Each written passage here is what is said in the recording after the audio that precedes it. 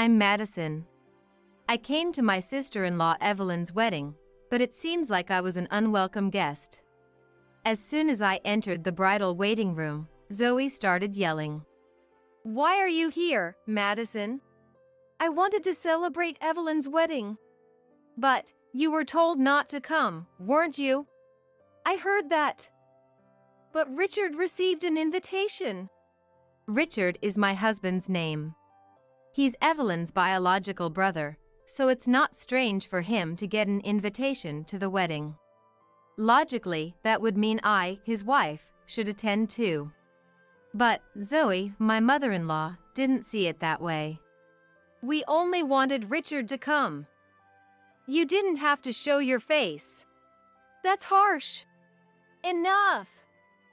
Just go back home now." "Why? I even brought a gift." When I showed her the envelope with the gift money, Zoe snatched it from me. "I'll take this.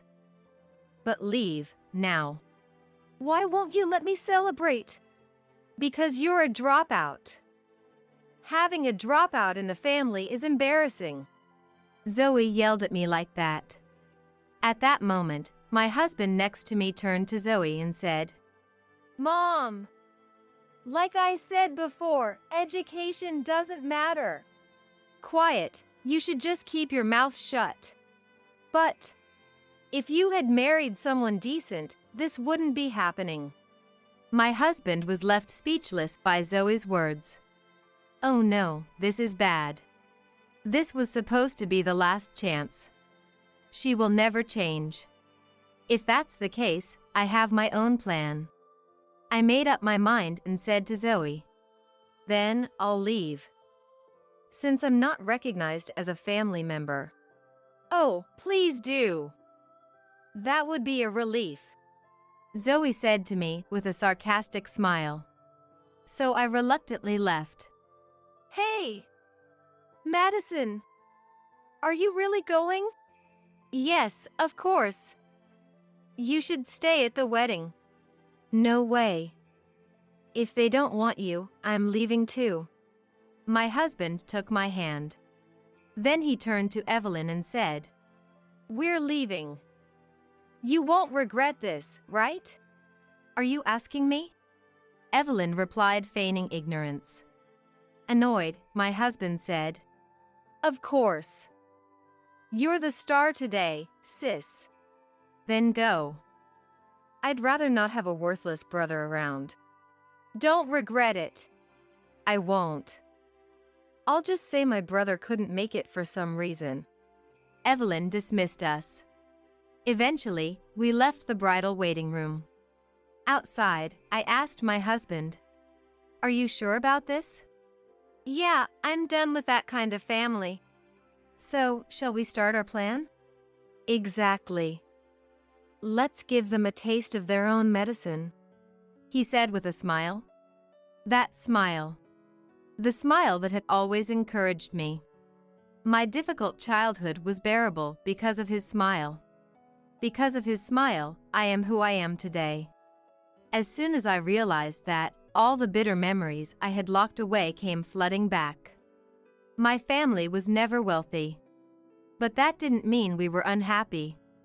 My parents were both alive and kind to me.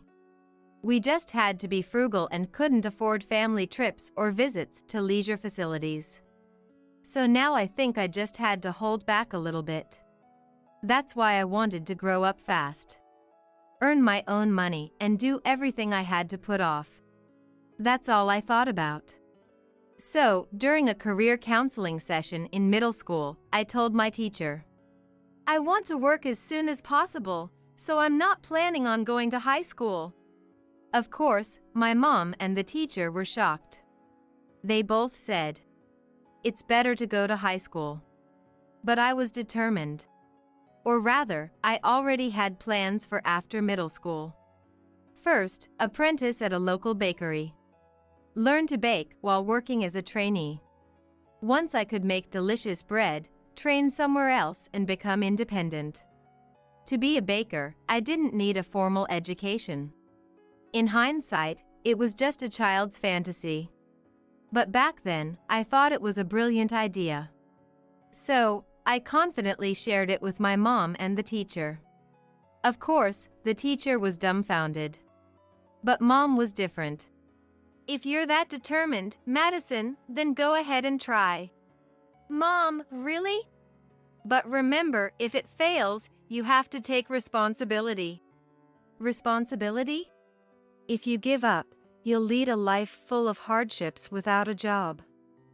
If you're okay with that, then go ahead." I nodded without hesitation. At that time, I didn't understand why Mom said that. I began to understand the truth in Mom's words. But a few months later, after I started my apprenticeship at the bakery, it was when I felt like breaking down and called Mom. She told me a story. "Actually, your dad did the same thing, Madison." "What? Dad did?" "He quit school in high school to pursue music. Everyone opposed it, of course, including Mom. And then?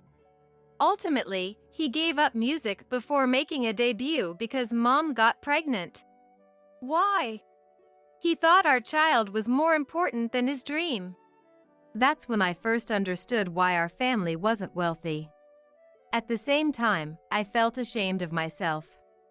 Dad gave up his dream for me and our family. But here I was, ready to give up just because things got tough. Was I okay with being so half-hearted? "Sorry, Mom. I'll try again." "That's good. But when things get really tough, you can always come back home." "Eh? You mean give up?" "I'm not saying that. Dad and I will support you." I felt so grateful for Mom's kindness that I regained my motivation. And so, I continued my apprenticeship at the bakery. Years later, I was told I had mastered the basics of being a baker, and my mentor sent me abroad for further training. My destination was France. I was instructed to learn the authentic way of making croissants. I was definitely apprehensive. Going to France was intimidating. But if I was going to give up, I shouldn't have entered this field in the first place. Even if I couldn't speak French, I'd make it work somehow. With that determination, I went to a bakery in France run by an acquaintance of my mentor. Once there, I realized my worries were unnecessary. Of course, the language barrier was a challenge. But the acquaintance spoke English, so I had no trouble working.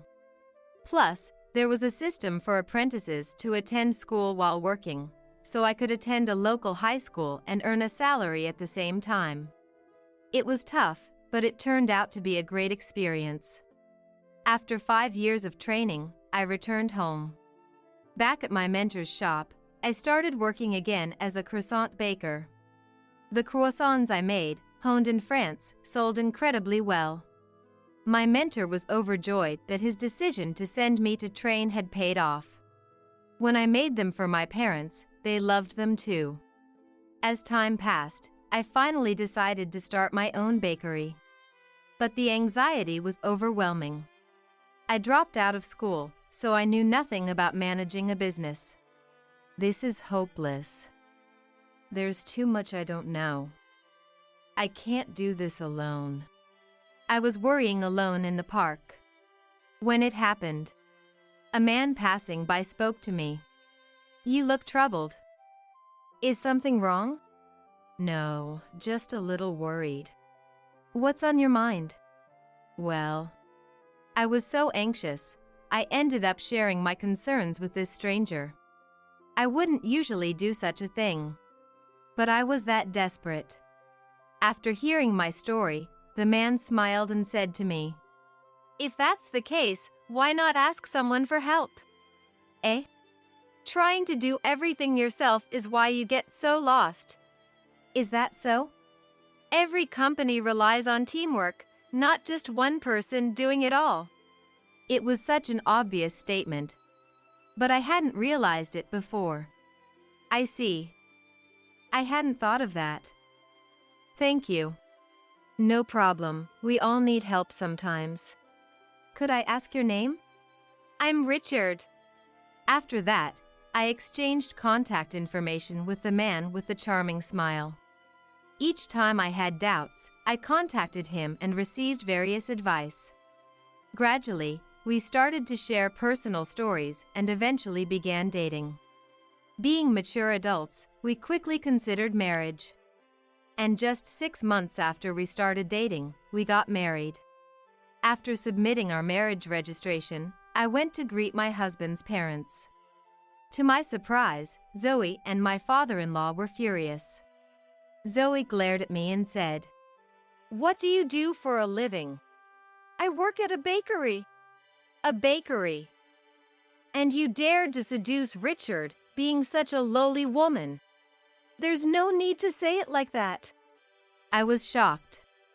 Feeling like crying, my husband next to me said to Zoe, "Mom, don't talk like that. What's wrong with being a baker? Selling bread is something anyone can do. You must not be very smart." "That's not true. Madison is intelligent." "Be quiet. Our family runs a printing company. Marrying someone unintelligent could ruin it." Such an absurd fantasy. I thought so, but I couldn't say anything. Talking back would only make things worse. I knew that, so I kept enduring it. Then, my father-in-law looked at me and said, "There's no need to go that far. As long as she has a good education, it's fine." Sorry about my education." I hesitated. It wasn't that I was ashamed of being a dropout. But I thought he meant a proper education, like a university degree. My reaction seemed to make things worse. Suddenly, my father-in-law's eyes narrowed. "No education? You mean you only went to high school?" "No. Don't scare me. Any university is fine, even a women's college. Actually, I'm a dropout." Dropout!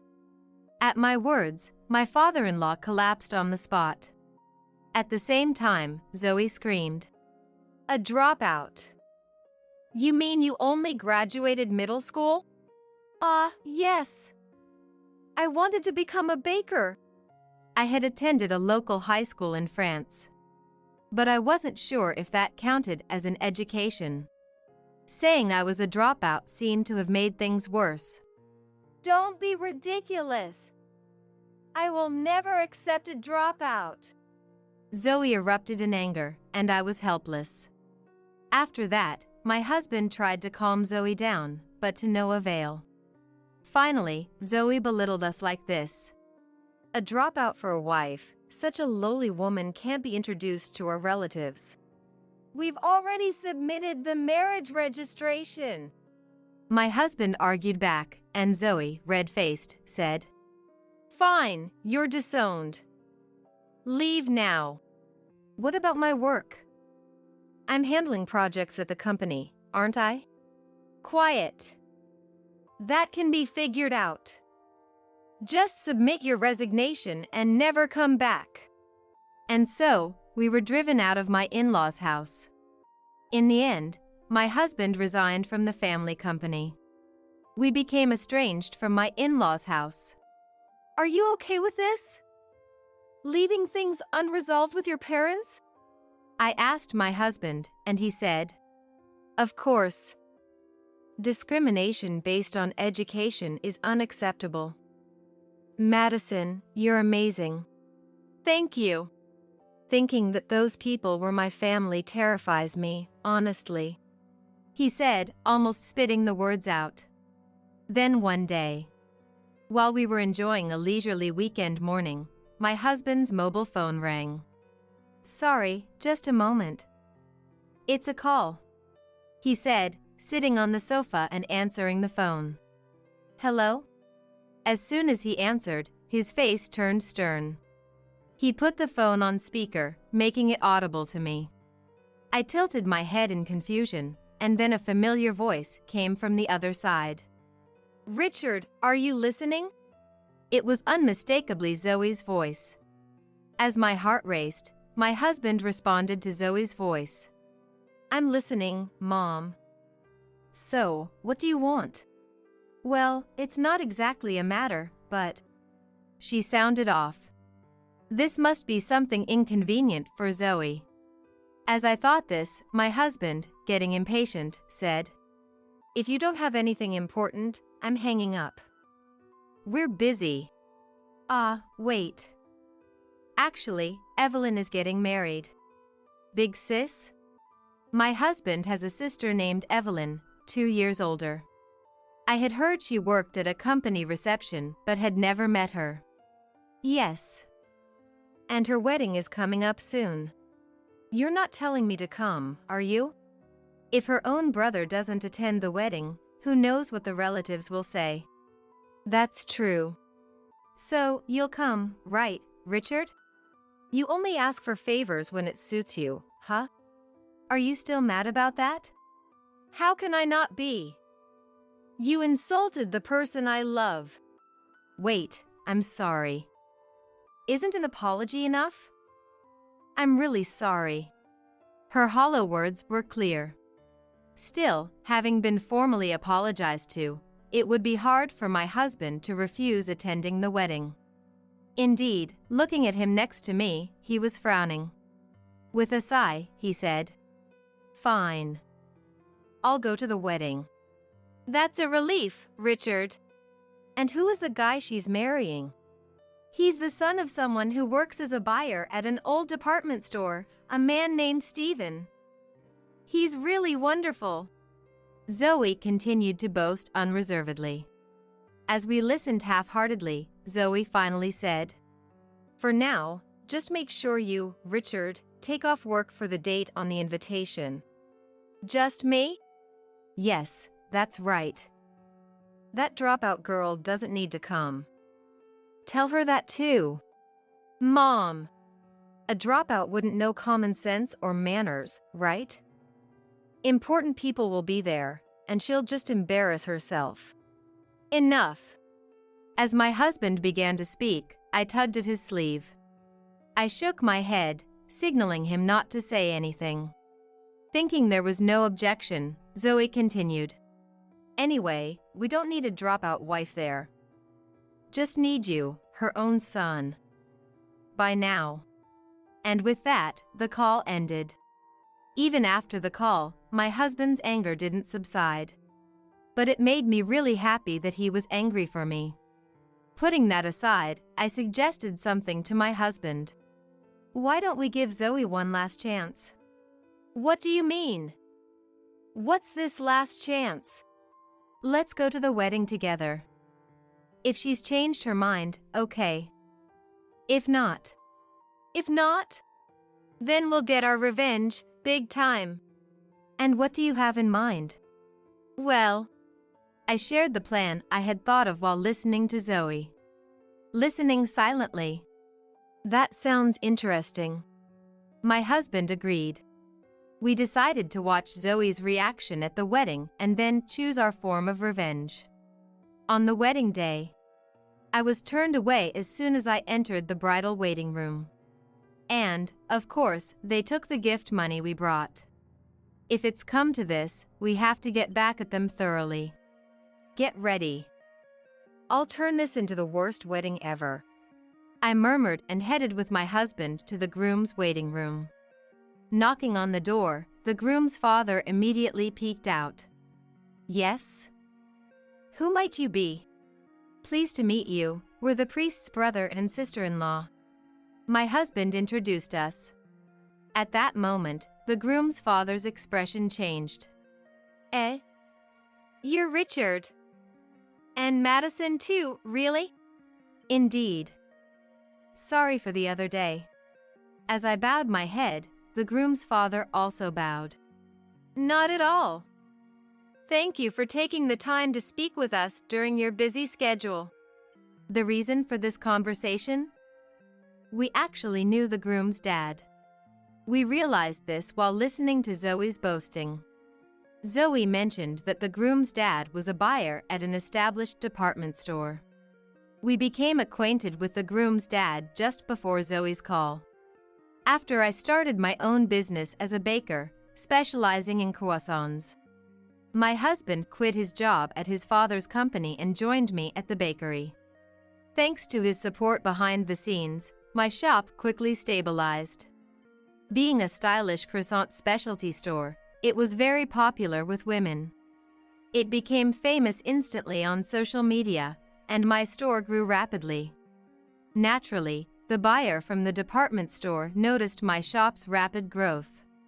He visited my store and said, "I'd like to sell your croissants at our department store." In essence, they wanted to sell my bread at their department store. It wasn't a bad offer. But with a limited staff, I wasn't sure if we could handle the department store too. So, at that time, I declined. But the groom's dad, being a skilled buyer, didn't give up easily. He pleaded, citing my bread's popularity, even suggesting a limited-time offer. Eventually, we couldn't agree on terms, and the deal fell through. Still, "If there's an opportunity in the future," he left saying. That's why we knew the groom's dad. As he puzzled over our visit, he asked, "The wedding is about to start. Is there something you need?" "Well, actually." My husband then began to explain what happened in the bridal waiting room. About how I was demeaned for being a dropout, about being turned away. As the story unfolded, the groom's dad's face twisted in anger, and even the groom, Stephen, began to get angry. "Evelyn said that too?" "Yes, well," I replied, and Stephen, his face turning red, said, "Dad, let's go to the bridal waiting room right away. We can't stay silent about this." "I'll go ahead." "You two come along too." Encouraged by Stephen, we followed the groom's dad, who had dashed out of the room.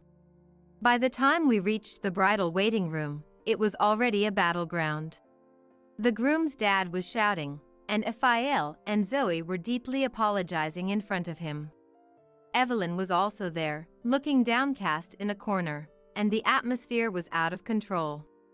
In the midst of this, the groom's dad berated Zoe. "Her croissants are extremely popular. How dare you belittle such a wonderful thing? But she's a dropout." Zoe still tried to argue at this critical moment. Her boldness was notable, but in this situation, it was better not to say anything.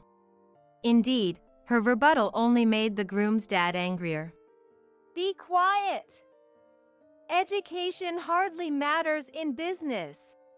But I myself am only a middle school graduate, middle school."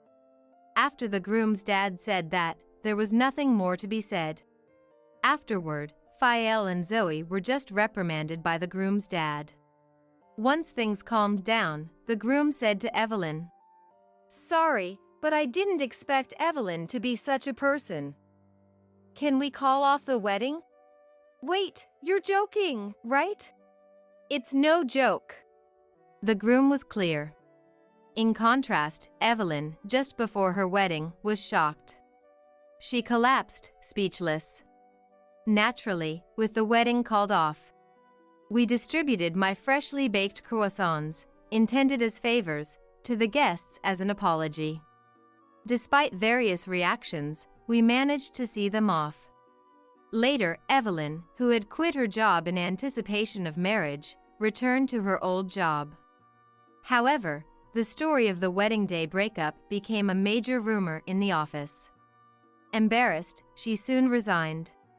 Afterward, she worked part-time but didn't last long, reportedly, because she couldn't explain why she left her previous job. Troubled, Evelyn called me. "Can I work at your shop?" Needless to say, I refused. But thinking about her distress, I wonder if I should have been kinder. Now, Zoe is also at Fael's company, but who knows how long that will last. Because Fael's company is also struggling. Many clients have left after hearing about the wedding fiasco. It's likely to go bankrupt, but it's none of my business, so I'll pretend not to know. As for me, I'm very busy. As an apology for the wedding incident, I've agreed to open a shop in Steven's dad's department store. So, I plan to keep myself busy and forget about my in-laws. You're just a wife, and I'm the precious daughter of this house. Wives are like housekeepers, right? You should just keep quiet and do as I say. Got it? Now get to work for me. I calmly responded to my fuming SIL. I don't live in this house, you know. Huh? I'm Natalie, 25 years old. I had just married my husband, Christopher, who's the same age, 6 months ago. We lived together at my in-laws' house. My in-laws are reasonable and calm people. We've had a good relationship since we started dating. It was meant to be a temporary arrangement until our new home under construction was finished, but my in-laws warmly welcomed us. Once we got married, there was no sudden change in their attitude towards me. We lived together, respecting each other. Surrounded by my loving husband and kind in-laws, my married life seemed smooth sailing, but there was one thing that concerned me. That was my SIL, Mia. Mia, my husband's younger sister by a year, has disliked me from the first meeting. She'd say things like, "You look so unfashionable. Where did you buy those weird clothes? You have no sense of style," as she would spitefully speak and despise me. She's currently living with her boyfriend, but it seems things aren't going too well, and she frequently returns home. Whenever Mia comes back, she treats me, her SIL, almost like a housekeeper, bossing me around with various chores. My husband and in-laws would always scold her, but she never seemed to change her ways. One day, while I was doing chores with my Aria, MIL, and taking a break with some coffee, we heard a noise from the entrance. "I'm home." It seemed like Mia had returned. As I stood up with a bit of a heavy heart to make coffee. "Natalie, I want something sweet," she said. I took out some cookies from the kitchen cupboard and served them with coffee to Mia, but she complained. "Ugh, not this. Don't you have anything else? You really have no taste." I was in the mood for jasmine tea, but I guess I'll have to make do with this. "I'm sorry." Inside, I was irritated, but I thought it pointless to argue, so I held it in. Watching the scene, Aria began to scold Mia. "Mia, what on earth are you saying to Natalie? How is she supposed to know what you're feeling? Natalie is Christopher's wife, not your servant. And you've been coming back here almost every day, but have you properly talked things out with Steven? Ugh, stop nagging. It's none of your business, is it, Mom?" Mia, like a petulant child, covered her ears, clearly not wanting to hear another word. Steven is Mia's boyfriend, a genuinely nice and refreshing guy. In the early days of their relationship, they were so affectionate it was almost embarrassing to watch, and it seemed like they might even get married. However, after a few months of living together, they started having serious issues. Mia didn't do any housework and was reckless with money. On top of that, her infidelity came to light, leading Steven to finally suggest breaking up. The apartment they lived in was rented under Steven's name, and he apparently wanted her out as soon as possible. Despite this, Mia stubbornly refused to leave and had been dodging any discussions about it. I was utterly astounded by Mia's behavior, but chose to stay silent and let it pass. Even if I offered advice, I doubted she would listen. Aria, addressing Mia, said, "Think about Steven's feelings, not just your own. If you've done something wrong, you should apologize first." She spoke as if gently admonishing a small child, but Mia was just defiant and didn't seem to take it to heart. By the time Mia left, Aria was completely exhausted. "Aria, I'll take care of things from here. Please, rest a bit." When I said this, Arya gave a weary smile. Thank you, Natalie. I think I will rest for a bit. Arya seemed quite worn out because of Mia. I wanted to be of some help to Arya. The next day was a holiday, so we had a late breakfast and were relaxing.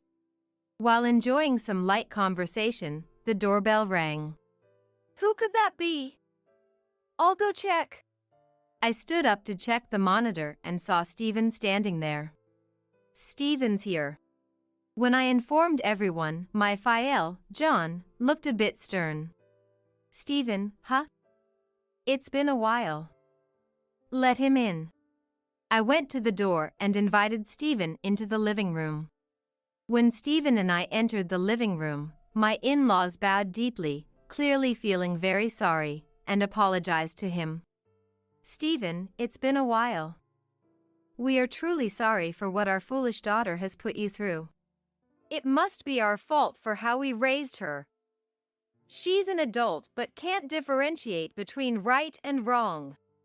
Seeing my in-laws bow their heads over Mia's behavior made my heart ache.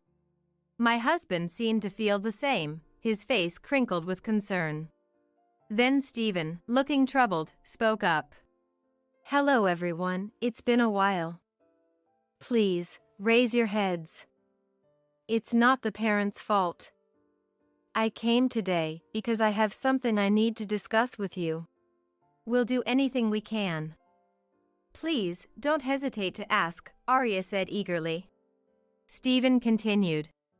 Thank you. I'm sorry to have to say this, but I need your help convincing Mia to leave the apartment as soon as possible. I trusted her and allowed us to live together, and I'm deeply sorry it's come to this. With that, Stephen deeply apologized to my in-laws. He looked worn out, perhaps from lack of sleep. And his face was pale. Seeing him like this, John nodded firmly and said, You don't even have to ask. We'll make sure Mia understands she's been a nuisance. Arya added, Yes. Stephen, we're so sorry. After hearing my in-laws' response, Stephen seemed a bit relieved and gave a weak smile. After Stephen left, my in-laws discussed what to do about Mia. They decided to call Mia and try to persuade her, so my husband and I told them we'd be upstairs in our room if they needed us. 30 minutes later, Mia arrived, and from the living room downstairs. We could hear voices growing louder, occasionally interrupted by the sound of something breaking, Arya's scream, and Mia's furious shouting. My husband and I exchanged looks, trying to decide when to go downstairs to help, when we heard Arya's voice calling us. Christopher, Natalie, could you come down here, please? Yes, we're coming. I replied and immediately rushed downstairs with my husband. In the living room, we found an enraged Mia, a stern-faced John, and a worn-out Arya.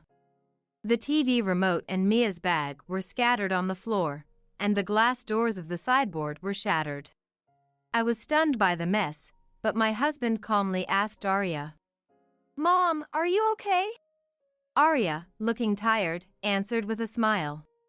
Yes, I'm sorry to worry you. Then, John, exchanging a glance with Arya, declared, Christopher and Natalie, we want you to hear this. Until Mia reflects on her actions and genuinely changes, she is not welcome in our house. So, if she tries to enter while we're away, don't hesitate to turn her away. Understood, Dad. My husband nodded quietly. Then Arya continued. We've decided not to indulge Mia any further. She has such a wonderful boyfriend, yet she chooses to live selfishly and even cheat. It's unbelievable. You will have to work and pay back the money you've spent frivolously, Natalie. Please help us with this. Yes, understood. I replied, and Mia glared at me. Then, with a huff of displeasure, she said, I'm done with this place. I won't come back ever again. You'll regret ignoring your own daughter, but don't come crying to me later." With those parting words, she stormed out of the living room. I noticed Mia had left her bag on the floor, so I hurried after her to hand it over. She snatched it roughly. "Mom and Dad said what they said, but if you dare stop me from entering this house just because you're the wife, you'll regret it." She threatened me in a menacing tone. I hesitated for a moment and stepped back, prompting Arya, who looked concerned, to approach. "Hey, you didn't say anything rude to Natalie, did you?" Mia replied nonchalantly. "I didn't say anything." Then she slammed the door and left. Back in the living room, my husband and John were discussing Mia. "So, did you manage to convince her? What's she going to do now?" My husband asked, and John, looking weary, replied, "For now, she's agreed to leave Steven's apartment. I guess she'll rent her own place and start paying back the money she's spent." 3 months later, our lives, once heavily affected by Mia, started to regain some peace. Steven called to thank us, saying Mia had moved out after their discussions. However, we hadn't heard from Mia at all, and we had no idea where she was or what she was doing. While I did feel a bit worried about her, I was mainly relieved.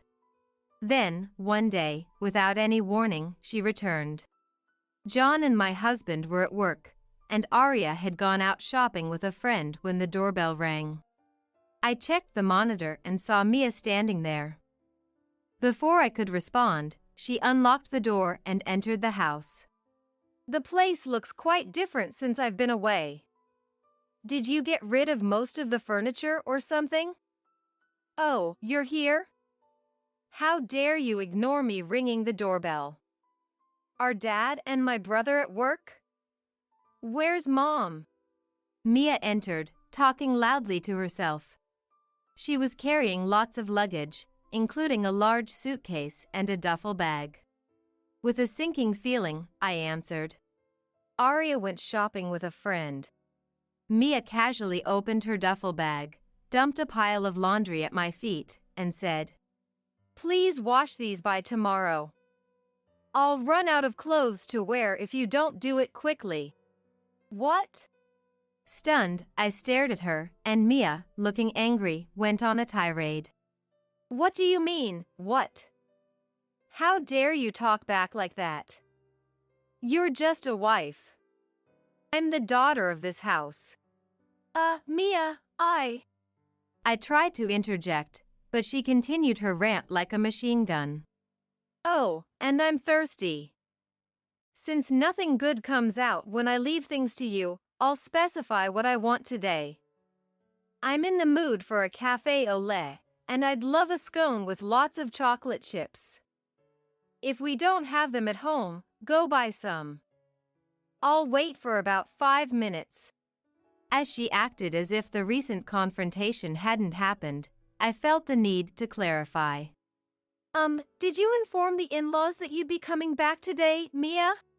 She answered nonchalantly, as if it were the most natural thing. "No, I didn't.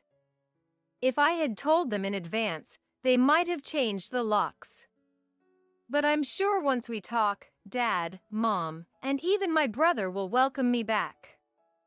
After all, I'm the beloved daughter of this house." Flabbergasted by her overly optimistic view, I firmly stated, "Then please leave." "I cannot go against their wishes when they haven't forgiven you." Mia, visibly irritated, snapped back. "What? Why should I listen to you? You're just a wife, and I'm the precious daughter of this house. Wives are like housekeepers, right? You should just quietly do as I say. Now get to work for me." I calmly faced the furious Mia and said, "I don't live in this house, you know." "What?" My response seemed utterly unexpected to Mia, and she made a strange noise. While Mia stood there, dumbfounded. "Hello, everyone." Arya's cheerful voice came from the entrance. I just ran into Christopher and the others. Following Arya, John and my husband also came home, and the house suddenly became lively. The in-laws and my husband were visibly shocked to see Mia. After a few seconds of silence, John spoke up forcefully. Mia, why are you here? We said you're not welcome until you deeply reflect on and regret your actions. Mia was taken aback by John's sternness, but soon returned to her usual demeanor. I've reflected on my actions. That's why I came back. Please forgive me. I'm the daughter of this house, after all.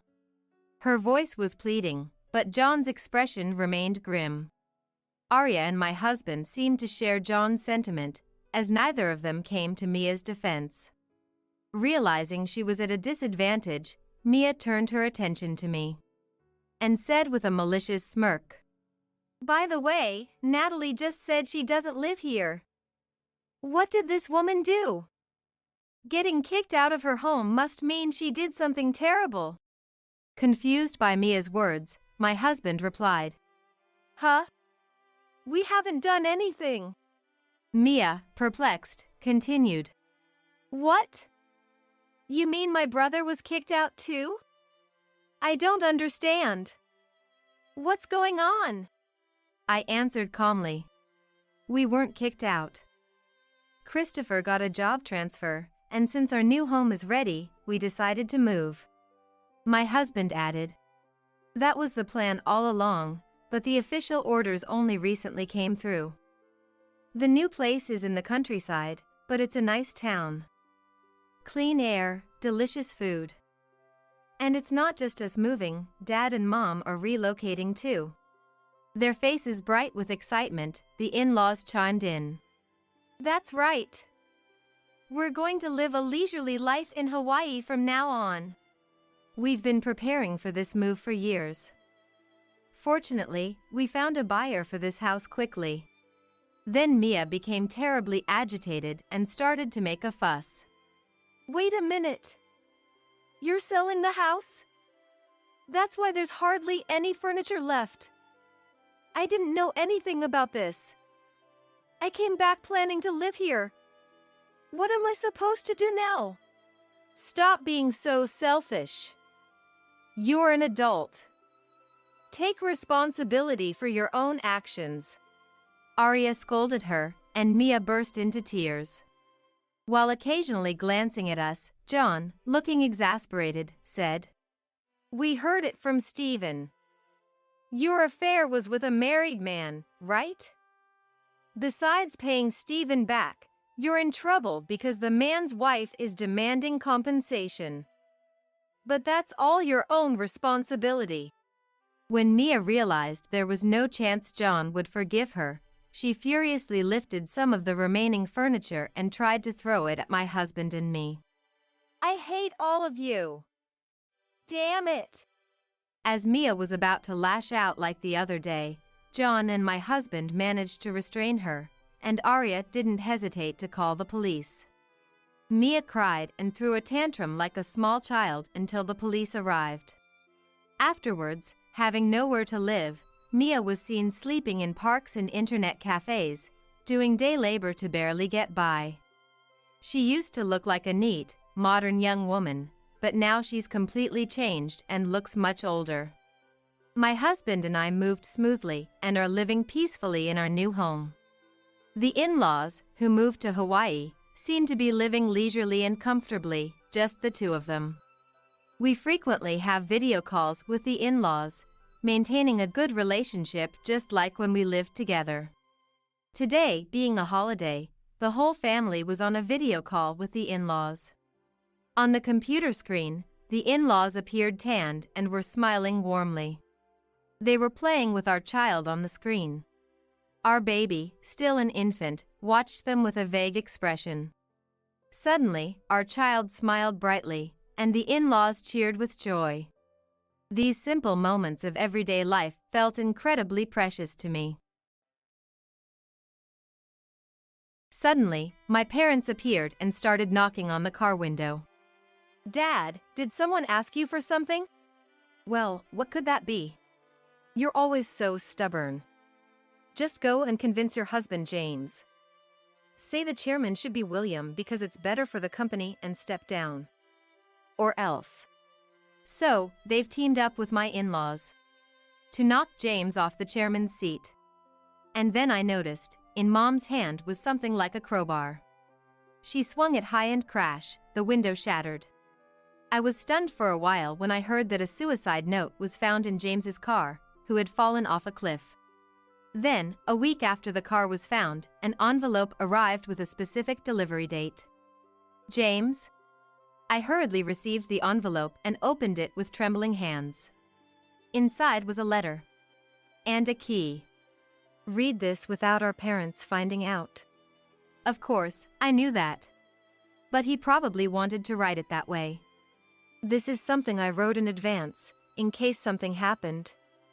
If I'm there when you receive it, just laugh and give it back to me. But if I'm not there, please, Linda, take what's stored in this locker and flee to your Uncle Richard's place immediately. Susan, my sister-in-law who was reading it with me, and I exchanged glances. And then we immediately grabbed the essentials and ran to Richard's house, my husband's uncle. To protect ourselves and our children, and to let both our parents know what they had done. My name is Linda, 34 years old. I'd like to say I'm just an ordinary housewife, but that was only true until a week ago. Now, I'm a widow with 2 children. James took his own life. That's the most likely possibility, I was told. His car had fallen off a cliff. And a suicide note was found in the dashboard. I can't believe it, I won't believe it. Because it's true. There's no reason for James to take his own life. By himself. Rather. James and I met at our workplace. A real estate resort hotel, the place I had always wanted to work. As a child, I was captivated by a large, beautiful hotel I visited at the invitation of my parents' acquaintance. I chose a university that would teach me important things for the tourism industry, and even my part-time jobs during my student years were behind the scenes at nearby hotels. And finally, I got a job at the resort hotel I had always dreamed of.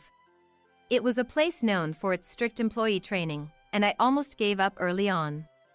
The reason I was able to keep going was thanks to a colleague at that time. People quit one after another, unable to withstand it, but someone was watching over me, the one who remained. That person was James, who later became my husband. We dated for 2 years before getting married. But I was surprised by a fact I learned at that time. James was the nephew of the chairman of this real estate group. He was supposed to become a part of the group's upper echelon eventually, but at that time, he was still working as a resort hotel employee. After our marriage, James moved from the hotel to the real estate side and started showing his face at his uncle's, the chairman's, office. Originally, this group was just a local real estate business, but it grew significantly after the war. The current chairman is the second since the group was formed, and it's said that Richard's skills played a major role in its growth. During the good times, he convinced his parents, so they suffered less when the economy turned bad. Then they started developing resorts, and that too was steadily advanced. But things started getting fishy around Richard when he fell ill last year. And that was because Richard had no direct heir. That's when Richard appointed James as his successor. And that decision shortened James's life. I couldn't quite come to terms with the news from the police that James had died. In the midst of that, my in-laws kept calling. Linda, what happened to James was something terrible. Something terrible? Is that how these people summarize their own son's situation? Hey, Linda, it's going to be tough on your own, right? Come and live at our house. That's right. With James gone, you're going to have financial difficulties, right? William and Jessica, my father-in-law and mother-in-law, took turns speaking such words to me. Feeling irritated, I responded, I can't think about the future right now. And with that, I hung up the phone. What now? I thought. After all, I had only met these in-laws twice. First time, to announce our marriage, and the second time was our wedding day. They never even showed their faces when our son and daughter were born. Yes, James had always avoided his parents, my in-laws. He had harbored distrust towards them since our marriage, saying to me, "Those people are scum who never even try to work for themselves." James's parents currently hold certain posts within the Smith Real Estate Group. "But that's just to keep them from doing anything," James had explained to me. He said they were completely different from the capable Richard, and everything they did turned out to be a detriment to the group. "So they're given nominal positions just to keep them from messing up. Just going on inspections, which are basically just vacations," he said. "Didn't they take you on those trips, letting you see various places?" James scoffed at the thought. "Me and Susan were always left behind in our big house." James had a sister named Susan. Susan married a man with no connections to the group and lived in the city where he worked. Robert, Susan's husband and James's brother-in-law, got along strangely well with James. He would go out of his way to visit James when he was nearby for work. Susan would be like, "I'm jealous of James," seeing how close they were. Yes, the two siblings got along well. And both had a strained relationship with their parents. "But I'm fine with it. Once I got married and moved away, I didn't care about them anymore," Susan said nonchalantly. "But James is involved with the group." "And that means?" "Our parents know they're the failures of the group, so they hate seeing James do well." "Is that how it is?" "At our house, yes. But your parents are different, right?" "Not at all." "Yes. My relationship with my parents was not good either. No, it was fine when I was a child. As their only daughter, I thought they loved me. But their true nature emerged when I was in college. Quit college and come back home. That was the sudden message I received. It was for a marriage proposal. They wanted to make me, a 20-year-old at the most, come back home for that reason. Apparently, Thomas, the son of a well-known local figure, had taken a liking to me when he returned home. "I insist on having her as my wife." To fulfill Thomas's spoiled wish, my parents were willing to do it for their own benefit. "We've raised you so far, so you should show filial piety towards us, right?" I felt my image of my parents shatter. They had raised me, their daughter, just for the sake of a return. Realizing this, I firmly refused to return home. Then, they stopped sending me money for education and living expenses. They thought that would make me come back. But I stubbornly refused to return. I consulted with my professor and found a way to continue my studies without being taken back by my parents. It was a struggle until I graduated. I managed to cover my educational expenses through scholarships. The problem was living expenses. I moved out of my secure one-room apartment, sold unused furniture, and moved into an older apartment. My life revolved around university, part-time jobs, and job hunting. I only went back to my room to sleep. As a result, this part-time job experience led to employment and meeting James. And my parents were oddly happy about my marriage to James. "Aren't they good parents?"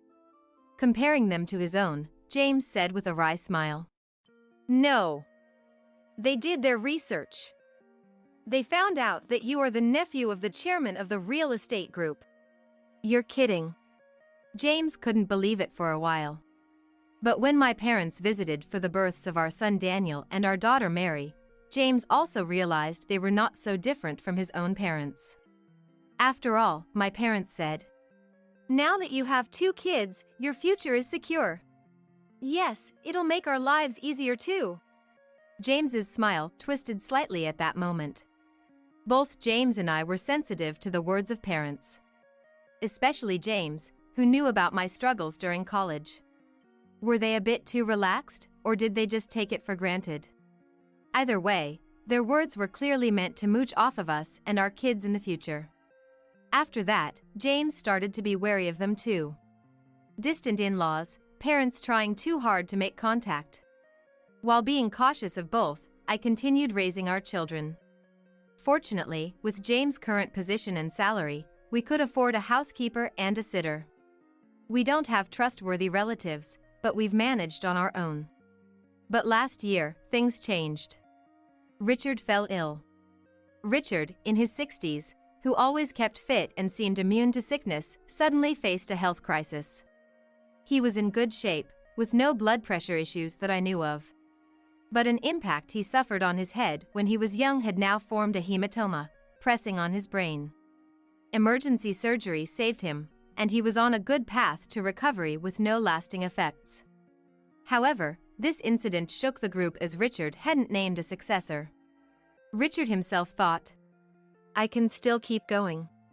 That's probably why he hadn't decided yet. But illness strikes unexpectedly. Once you know that, you have to think about a successor. And here's where the problem arose, the choice of who it would be. Richard and his wife had no children.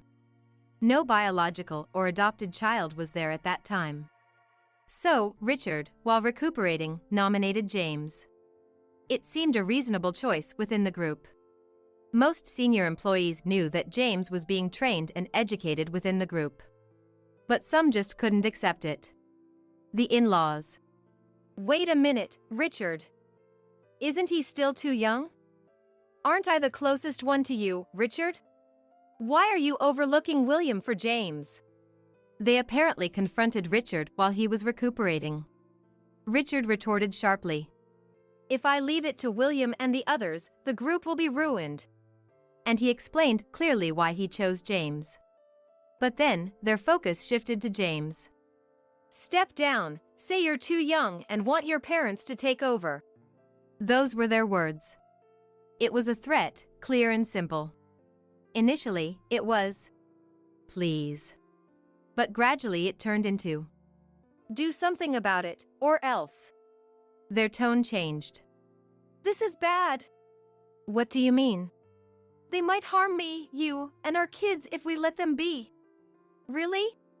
I initially wondered if they would go that far. "They would," James said.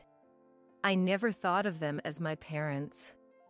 And they probably don't think of us siblings as their children. No, that's not right. They only see children as tools to generate profit. I feel the same about my side." No. James shook his head. "Their level of scum is worse. Your parents are just hanging on for profit, but mine, they'll try to take everything. Then what should we do?" His use of the word take startled me. We had finally found a family filled with love and trust. I didn't want anyone to be hurt. "I have an idea. I'll make sure the condo's security is tight against intruders. So Linda, please protect the kids when you're outside of the house." "I'm not sure if I can handle it alone." "I'll ask a security company through Richard. They'll discreetly guard you when you're out." "Understood," I responded. Since then, I've chosen popular places for outings with the kids. I also actively participated in gatherings with mom friends. It's harder for them to harm us when we're in a group. But still, there was a time when someone tried to kidnap one of the kids. It first happened at the park while playing with the other kids. I thought I would just be chatting with mom friends while we watched our kids play. But then, a plump middle-aged woman, who seemed to be just strolling, suddenly picked up Mary and started running. Luckily, the security guard, who was watching over us discreetly, quickly intervened. But the woman who tried to kidnap Mary ran away with surprising agility. In the end, we never found out why or who was behind it. "People, be careful, it's a scary world out there," everyone would just say. We agreed on a common understanding to be wary of both money motives and pranks. But I had forgotten one thing to be wary of. "Hey there." I ran into my parents in the condo's parking lot. It was right after shopping with the kids, as we were getting out of the car. I quickly turned back into the car and locked it. Blatantly, my parents started banging on the car windows. "Mom, why are Grandpa and Grandma doing this? I'm scared." I cracked the window just enough to speak through it. I really didn't want to open it, but we couldn't talk with it closed. "What do you want?" "Ah, you finally opened it. Listen, Linda, could you please talk to James?" What? You know, isn't it a bit off that young James is becoming the next chairman? Shouldn't it be William's turn? A chill ran down my spine. Could it be that these people? Dad, did someone ask you to do this? What?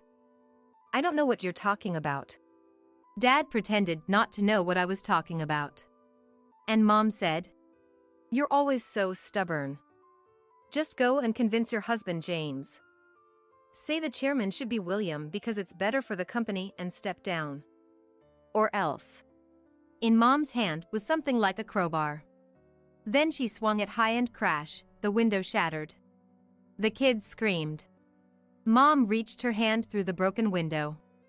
Get down! I yelled to the kids and frantically honked the horn, signaling to the security guard who must have been nearby. Thankfully, several men soon came running. Tisk!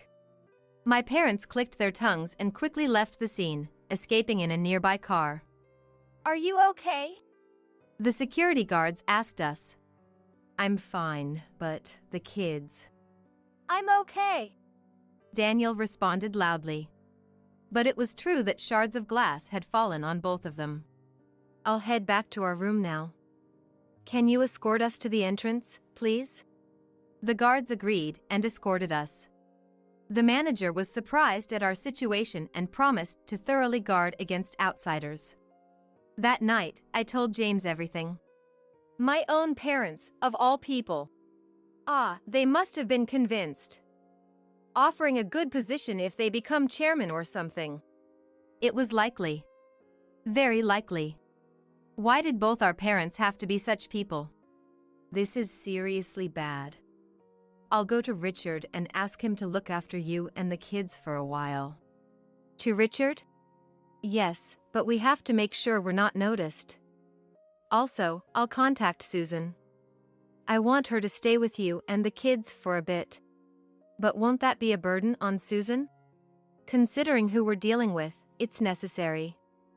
They might think the same thing could happen to Susan since she's of the same bloodline. We're better off making a united front. With that, James immediately contacted Susan. Unbelievable. Those people. All right, James, I'll join you. What about Robert? Robert's got work, right? Well, yeah, but okay, I'll talk to him. Thanks. It's good to have siblings at times like this. I thought to myself. And the next day, Susan came over promptly. I told Robert about the situation, and he said he's got something to look into and will join us later. Really? Robert's reliable. Well, he is the man I chose. We laughed together. But the day after that conversation, the call from the police came. We've found James Smith's car at the bottom of a cliff. I couldn't grasp the meaning of the words immediately. What does that mean? He was brought into the hospital earlier. I couldn't quite process the rest of the words. Mrs. Smith, are you listening? I heard the voice from the other end, but I couldn't move right away. Shocked, Susan took over the call. After that, it felt like I was just being dragged around by Susan everywhere. We went to the police, confirmed things, and were handed an envelope found on the dashboard. A will. When opened, there was a printed letter inside. The content was, I can't bear the burden of being nominated as chairman, I'm sorry. That's what it said. So, has the police concluded that James took his own life? No, there's still an autopsy and other procedures, so the final conclusion will come later. We're just showing you this because it was found. There's no way he'd do this to himself. I was shouting loudly. James, who always told us to be careful. I couldn't find any more words after that. The police said, We'll contact you when it's time to return James's body. And sent us home. I can't clearly remember what happened for a while after that. The local news on TV was saying, it's not yet clear whether it was an accident. Having said that, they also said, a suicide note was found, and there's a strong belief that he took his own life. That was how it was reported on the news. I was so angry, I turned off the TV, and the kids looked at me anxiously. Is Daddy coming back? Daniel is 8, Mary just 5. Both of them had been taken out of school and kindergarten for a while. I was truly grateful Susan was there. My mind felt like it was covered with a thin film at that time, everything felt unreal. However, a week after the car was found, an envelope arrived with a specific delivery date. Linda, take a look at this. Susan handed it to me, who was in a daze. I glanced at the sender's name and my eyes widened. James? In a rush, I took the envelope and opened it with trembling hands. Inside was a letter. And a key. Read this without our parents finding out. Of course, I knew that. But he probably wanted to write it that way. This is something I wrote in advance in case something happened. If I'm there when you receive it, just give it back to me. But if I'm not, please, Linda, take what's stored in this locker and run to Richard's place immediately. Susan and I, reading it together, looked at each other. Then hurriedly, taking only the bare minimum, we took the kids and all got into Susan's car. My car had been under repair since that time. I didn't feel confident driving a rental car to Richard's in the next state. So, I relied on Susan. Leave it to me, just wear a hat and a mask, Susan said with a smile. And then we drove non-stop. We were anxious until we reached Richard's house in the next state. I assumed security guards were nearby. But after what happened to James, I was worried something might happen to the car. While on the road, I contacted Richard's house. We're on our way. We parked inside the property and hurried towards the main house. Richard and his wife Nancy were already there to greet us. We're glad you're here, Linda, Susan. James asked us to guard you guys, and said he'd send you guys here eventually. But to think it would come to this. Thank you for having us. I'm sorry. This was the only place we could turn to. I apologized deeply. The kids were looking around the grand entrance in amazement. Don't worry. I didn't expect it to come to this. I underestimated them. I never thought they'd actually target James himself, those bastards. Richard clenched his fist in frustration. We were led into a large, cozy living room. The room had a calm and warm atmosphere. Nancy instructed the housekeeper, then brought the kids to a corner of the room with some snacks. Thank you so much. It's all right. You want to keep the kids in sight right now, don't you? Yes, I didn't want to take my eyes off of them even for a moment. But the conversation we were about to have was not something I wanted the children to hear directly.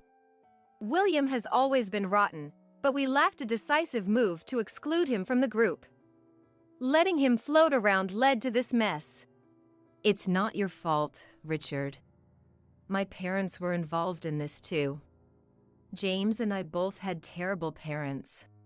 If only we had adopted James into our family earlier. Nancy muttered. Then Richard looked up. That's right, that's a good idea. Call the lawyer. Richard, I don't want those kids to end up like James. Richard said this and made me a proposal. Eventually, James's body, after the autopsy, was brought to Richard's house for a private funeral and a memorial service within the group. I attended with the kids, as the representative of the bereaved family. Behind us, my parents sat shamelessly as James's in-laws. Colleagues from the company, all puzzled and saddened by James's sudden loss, were in attendance. He was truly an excellent employee. We were looking forward to his future in the group. Thank you. James would be honored to hear that. I mechanically repeated these greetings. Friends who joined the company at the same time as James were. How could this happen? Crying over the sudden loss. Everyone who had personal ties with James was genuinely good. But their parents. After the memorial service, Richard gathered the family, my parents, and the executives at his house. The large garden and halls of Richard's house were crowded with people. Then, someone came running in. Robert! He must have just arrived. Robert came running in, clutching a bag. Sorry I'm late, Susan, Linda. There were a lot of complications on my end. But it's good that the memorial service and the meeting were scheduled for today. It worked out. Robert had a sly smile. I'll return this to you. Robert took out a set of documents and a USB drive from his bag. Is it all settled? It was from the locker indicated by the key we received earlier. After leaving in Susan's car, we met up with Robert, who made copies of the documents and the drive. You've given the copies to our lawyer, right? Yes. That's good. We really needed the originals here. I nodded vigorously. At the meeting that started, Richard spoke in front of everyone about the incident, expressing his regrets over losing James, the successor. Then, when he paused, Richard continued. It's a real shame. And I think there's one thing I was wrong about. Richard called me and my two kids forward. The kids, understandably, looked frightened and almost tearful amidst the row of adults. I told them, It's okay, and supported them from behind. Here, I want to appoint the next successors. My new children, Daniel and Mary. They are James's children, but I have adopted them. The children? The crowd murmured. Many might be surprised. But I believe this tragedy occurred because I left James as just a nephew. Right? At Richard's words, all eyes turned to my in-laws. Richard, what are you saying? Should I say it here? Yes, go ahead. James took his own life, right? A suicide note was found. Probably couldn't handle the expectations. Really? You still have more to say. Yes. And these children as Richard's adoptees? Putting unnecessary pressure on them again? Well, they are William's grandchildren, so maybe they won't feel that much pressure. Ugh. William's face twisted. Actually, James didn't take his own life. Richard declared firmly. The crowd stirred. What are you saying? The note was found in the dashboard. No media outlet reported that it was found in the dashboard. That's when Robert spoke up. May I?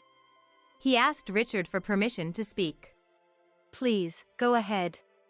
Meanwhile, William was visibly struggling. But if it was found in the car, then... That's just it. We haven't leaked anything to the media. Or perhaps, William, you weren't really interested in my affairs. Saying this, Robert pulled out a police badge from his suit pocket. Yes, Robert was a detective in the state police where we lived. Ugh. William choked on his words. Did he really not realize? I was genuinely astonished. Indeed, Susan had said, we haven't been in touch since he got the job. So I have heard about it before. Even when they got married, they only reported so. But shouldn't one at least be aware of the other's profession? That's just the kind of person he is. Susan's whisper was quietly heard. I could only provide crucial evidence for the investigation, being an insider. Then Robert explained. The police had been thoroughly investigating the car retrieved from the cliff since the beginning.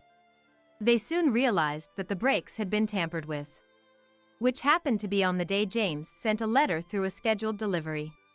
That day, James first went to place something in a locker at the station. Then, he went to a post office inside the station to send a letter to Linda. It took him some time. It was then that someone tampered with the brake fluid system. But that alone wasn't enough to cause immediate trouble. After that, James drove towards Richard's house. But on the way to here, there are several winding roads, right? Whispers began among the people around. Indeed. Many voices agreed. That's where a road rage incident happened, intentionally. And this road isn't always wide. Indeed, a local quirk is that despite being a frequently used road, it's surprisingly narrow in places. In such a situation, forced to precisely apply the brakes due to a road rage, I'm sure James soon realized the brakes were failing, but it was too late. So, that's what happened? Richard asked gravely. His words were vague, but the meaning was clear to all. Yes. And the police have identified the road rage driver from James's dashcam and have already apprehended him. Robert said, smiling wryly at my in-laws. But what does that have to do with us? The road rage participant was just a hired hand. The direct employer is still unknown. However, William, you and your wife are facing separate charges. Separate charges? Yes. For the embezzlement you've been committing for years. James had been secretly investigating this matter. This is the evidence. Suddenly, multiple projectors operated from somewhere lit up every wall with various documents. We will now arrest you for this embezzlement. Then, the back door opened, and police officers entered. And one more thing. Robert glanced at me, then turned to another direction. You there. What, us? My parents hesitated. You're being arrested for damaging Linda's car. But that's just a family matter. Mom protested. I turned to her, asking sharply. A parent who breaks a car window with a bar? Indifferent to glass falling on their grandchildren's heads? I glared with all my might and said, You're not parents. My parents slumped back in their seats. Afterward, my in-laws, arrested for embezzlement, confessed to planning James's death during questioning, adding to their charges. My parents were also charged with aiding in their plan, in addition to property damage. The case was first leaked to local media, then reported by regional newspapers and local news. But it didn't end there. Given the sensational nature of the crime and the involvement of biological parents, it became fodder for national news and tabloid TV. And in this day and age, that was not enough. This was the digital age, they were branded indelibly. Even if they were released, what could they possibly do? But that's not my concern anymore. Since then, we've been living at Richard's house. His wife adores our 2 new children. Nancy, who always wanted but couldn't have children, is perhaps overindulging them a bit. But for now, that's okay. The kids, having just lost their dad, had to switch schools. I feel guilty for involving them in adult conflicts. But I believe this is the safest option. As for Richard, I must stay healthy at least until the kids are grown. He's diligently working on his fitness. Everyone, tea is ready. I spend my days in this house taking care of the kids and keeping these 2 company. I'm not sure how much I can contribute to them, but for the kids' sake, I'll keep doing my best. Right. I forgot. She exclaimed, rummaging through her small bag to pull out a white envelope. What's this? It's a letter I got from Grandma. She told me to read it in secret, away from Caleb. I took the letter from Scarlett. Just then, my sister arrived to pick Scarlett up, and I handed her over. After saying goodbye to Scarlett, I quietly opened the letter. Glancing over it casually, I was shocked. What? You're kidding, right? The content was hard to believe. Rushed, I went back to where Caleb was. As soon as I returned, Caleb spoke in a whiny tone. Hey Evelyn, I'm thirsty. Could you get me some juice or something? Ignoring his request, I swiftly flipped back the comforter and reached for Caleb's pants. What? Evelyn? Without hesitation, I pulled down his pants. What the heck are you doing all of a sudden? Caleb yelled, hastily trying to pull his pants back up. I sighed at the unfolding scene. Looks like Mom's prediction was right. Hey! What's the deal with suddenly pulling down someone's pants? Are you taking advantage of my inability to move? That's awful, isn't it? Caleb looked up at me, perplexed. Indeed, it was wrong to do it without saying anything. But without that, I wouldn't have been able to confirm it. My name is Evelyn, 32 years old. I graduated and joined the company, and it's been 10 years. With this tenure, I have a stable income and am trusted with various responsibilities at work. I've been leading a fulfilling life, but there was one worry. It's about my husband, Caleb, whom I've been married to for 5 years. Our encounter was at a friend's wedding. We just happened to sit at the same table. Ah, weddings are wonderful, aren't they? Really, they both look so happy. We didn't talk much, but I was impressed by how genuinely happy Caleb seemed for the bride and groom. Later, through a friend, Caleb made the first move, and we started dating smoothly. I want to marry you. After Caleb's straightforward proposal, we got married. The surprise came later. What? You've been divorced before? And you have a child? Yeah, and you see, my ex-wife is demanding child support. Despite his divorce, his ability to genuinely celebrate others' weddings was, in a way, impressive. About the child support, isn't it just better to pay it? That's part of being a father, right? No, the thing is, I'm out of money this month. What? I had a sneaking suspicion that Caleb's income wasn't great. But I never imagined I'd end up paying child support for a child I didn't know with my salary. I rushed into marriage. I didn't regret marrying him, to be honest. But the real issue was Caleb's carelessness with money and his failure to see the problem. I quit my job again. He'd say with a nonchalant smile, time and time again. You quit. What are we going to do now? It'll be fine. You're working too, Evelyn. We'll manage somehow. He was the definition of relying on others. I didn't want him to depend on my money. Did he marry me for my money? I sometimes wondered. But putting money aside, Caleb wasn't a bad husband. He was a bit unconventional, but that was what made life exciting and fun. Feeling like something sweet. Want to hit the convenience store? Now? Yeah. On a weekday night, on a whim, we'd end up at the convenience store, just for sweets. All right. I'm not sleeping until I beat this game tonight. Okay. Sometimes I'd end up pulling an all-nighter with him over a game. It was honestly tough at our age, but I didn't dislike his spirit. That's why I couldn't leave Caleb, despite his financial irresponsibility and job instability. He wasn't cheating, at least. I thought, as I let things slide, and before I knew it, here we were. But then, just the other day, I saw it. An unknown young woman sitting in the passenger seat of Caleb's car. I, who had prided myself on believing he would never cheat, felt like I'd been hit over the head from behind.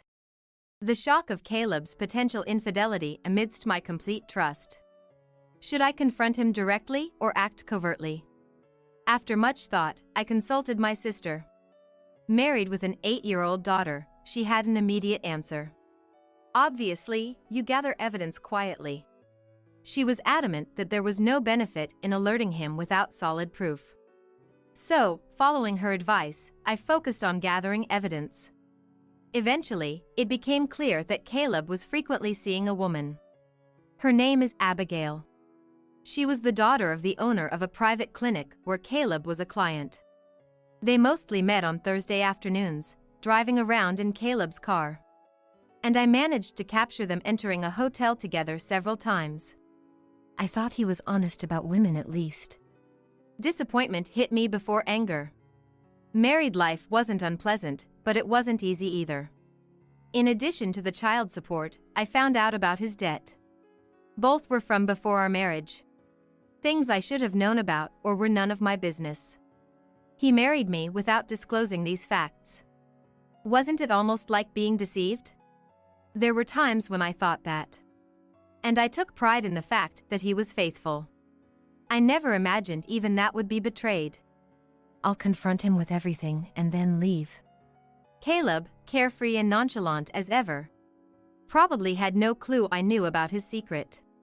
I wanted to give him a surprise for once. So, I was contemplating the day to reveal everything. Soon after, I received a shocking message from Caleb. Sorry, I had an accident. I might not be able to move my body anymore. I left work immediately and rushed to the hospital Caleb had mentioned. It was the clinic owned by Abigail's father. Feeling faint-hearted, I even called my mother to come with me. Are you Caleb's wife? Please, this way. I never imagined meeting this person under such circumstances. The one guiding us at the reception was Caleb's affair partner, Abigail. I had seen her face several times from behind or in profile over the past few months, but facing her directly like this felt surreal. Led to the room, I found Caleb lying in the bed. Caleb! Oh, Evelyn. You came. His voice and expression seemed good. My mother and I exchanged a relieved look. The message had startled us, but he seemed to have only minor injuries. What a relief, I thought. But then, the doctor's next words left me speechless. There's a high possibility that Caleb has become hemiplegic. Hemiplegic? It means, in Caleb's case, the right half of his body might not move anymore. Is there no chance of recovery? The doctor closed his eyes as if in deep thought. It's difficult. Then said. I found myself sobbing uncontrollably, supported by my mother. After calming down a bit, Caleb began to speak hesitantly. This hospital, because of its facilities, can't accommodate long-term patients, so I'll be sent home. But what about thorough examinations? Your right side isn't moving, right? There could be other reasons. Well, I'm tired from the accident today. We'll revisit this. Caleb's words, somewhat hesitant, worried me, but I didn't want to push him. Reluctantly, I had my mother help me take Caleb back to our apartment. After laying Caleb in bed, I went out to the entrance to see off my mother. Sorry for the sudden call today. Thank you. It's okay. But it seems the timing to confront him about the affair has vanished. Indeed. What will you do now? If Caleb is truly hemiplegic, I can't abandon him just because he cheated. I'll think about it. Remember, you're the most important to me. It seemed like my mother was advising me not to sacrifice myself for Caleb. Thanks. She seemed to want to say more, but left with a complex expression on her face. The next day, my life caring for Caleb began. Although he was hemiplegic, the other side of his body worked, so the need for care was less than I expected. However, soon, taking care of Caleb's mental health as he couldn't go outside became more challenging. I'm just so bored. Surprisingly, he didn't complain much about his immobility, but his frustration seemed to stem from boredom. He would summon me frequently for trivial things, like wanting juice or needing his back scratched. These were minor tasks, but the constant demands wore me down. During such moments, my sister's daughter, my niece Scarlett, suddenly decided to visit our home. Scarlett and Caleb hardly know each other. Why she would visit under these circumstances was initially a mystery to me. When I asked my sister why, her reply was nonchalant. Obviously, because I am worried about you. Even Scarlett at 8 years old is concerned about you. That's sweet of Scarlett. I'd join if I could, but I'm swamped with work, and it's all I can do to arrange transportation. Mom seems busy too, but at least with Scarlett around, Caleb won't be able to throw tantrums in front of a child. Her prediction was spot on. With Scarlett present, perhaps due to his male pride or just plain embarrassment, Caleb drastically reduced how often he called for me. This gave me a chance to chat with Scarlett about school life, the latest elementary school trends, and all sorts of girl talk. But why does enjoyable time always fly by so quickly? As evening approached, it was time for Scarlett to leave. My sister called to pick her up, and though it was hard to part, it was time to say goodbye to Scarlett. Okay, Scarlett. Your mother will be here soon, so let's wait outside. Okay. As we headed to the entrance, feeling the reluctance, Scarlett suddenly seemed to remember something. Right. I forgot. She rummaged through her small bag and pulled out a white envelope. What's this? It's a letter I got from Grandma. She told me to read it in secret, away from Caleb. From Mom? Thank you. I received the letter from Scarlett. Right then, my sister arrived to pick Scarlett up, so I handed her over. After seeing Scarlett off, I quietly looked inside the envelope. It wasn't mailed but delivered through Scarlett, which seemed overly cautious. What could it contain? I casually read through and was stunned. What? You're kidding, right? The content was too astonishing to believe immediately. But my mother wouldn't fabricate such a lie. If this is true, I need to verify it. I hurried back to Caleb. As soon as I returned, Caleb spoke in a coddling tone. Did Scarlett leave? Yes, my sister just picked her up. Got it. Hey Evelyn, I'm thirsty. Wake me up and get me some juice or something. Ignoring his request, I swiftly pulled back the comforter and reached for Caleb's pants. What? Evelyn? Without hesitation, I pulled his pants down. What are you doing all of a sudden? Caleb yelled, frantically trying to pull his pants back up. I sighed at the scene unfolding before me. It seems Mom was right. Hey! What's the deal with suddenly pulling down someone's pants? Are you taking advantage of my inability to move? That's awful, isn't it? Caleb looked up at me, bewildered. Indeed, doing it without saying anything was wrong. But I wouldn't have been able to confirm it otherwise. Hey! Are you listening? Caleb raised his voice again, seeing me silent and looking down. Seriously. This uncertainty about the future is unbearable. Maybe it's time to break up? I said his thoughts out loud, and Caleb looked at me in surprise. Oh, you seem almost happy about it? Your face is giving you away. Caleb, looking flustered, covered his mouth. Happy? No way. But maybe you're right.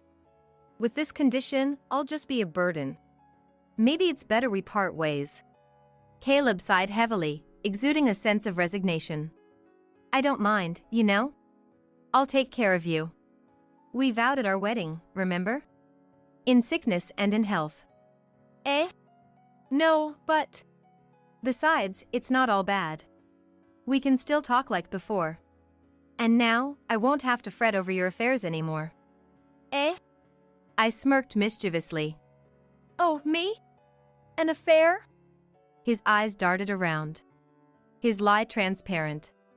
Don't worry. You may have been capable before, but now, you can't move by yourself.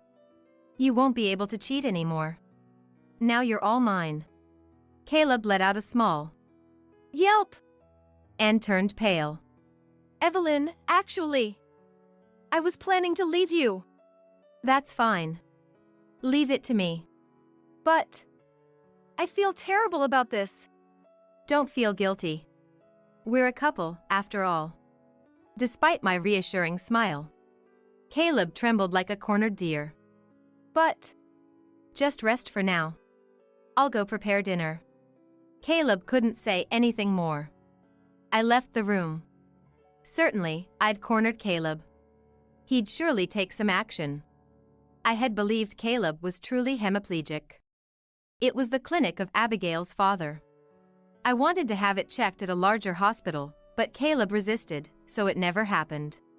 Now I understand why he was so reluctant about hospitals and treatment.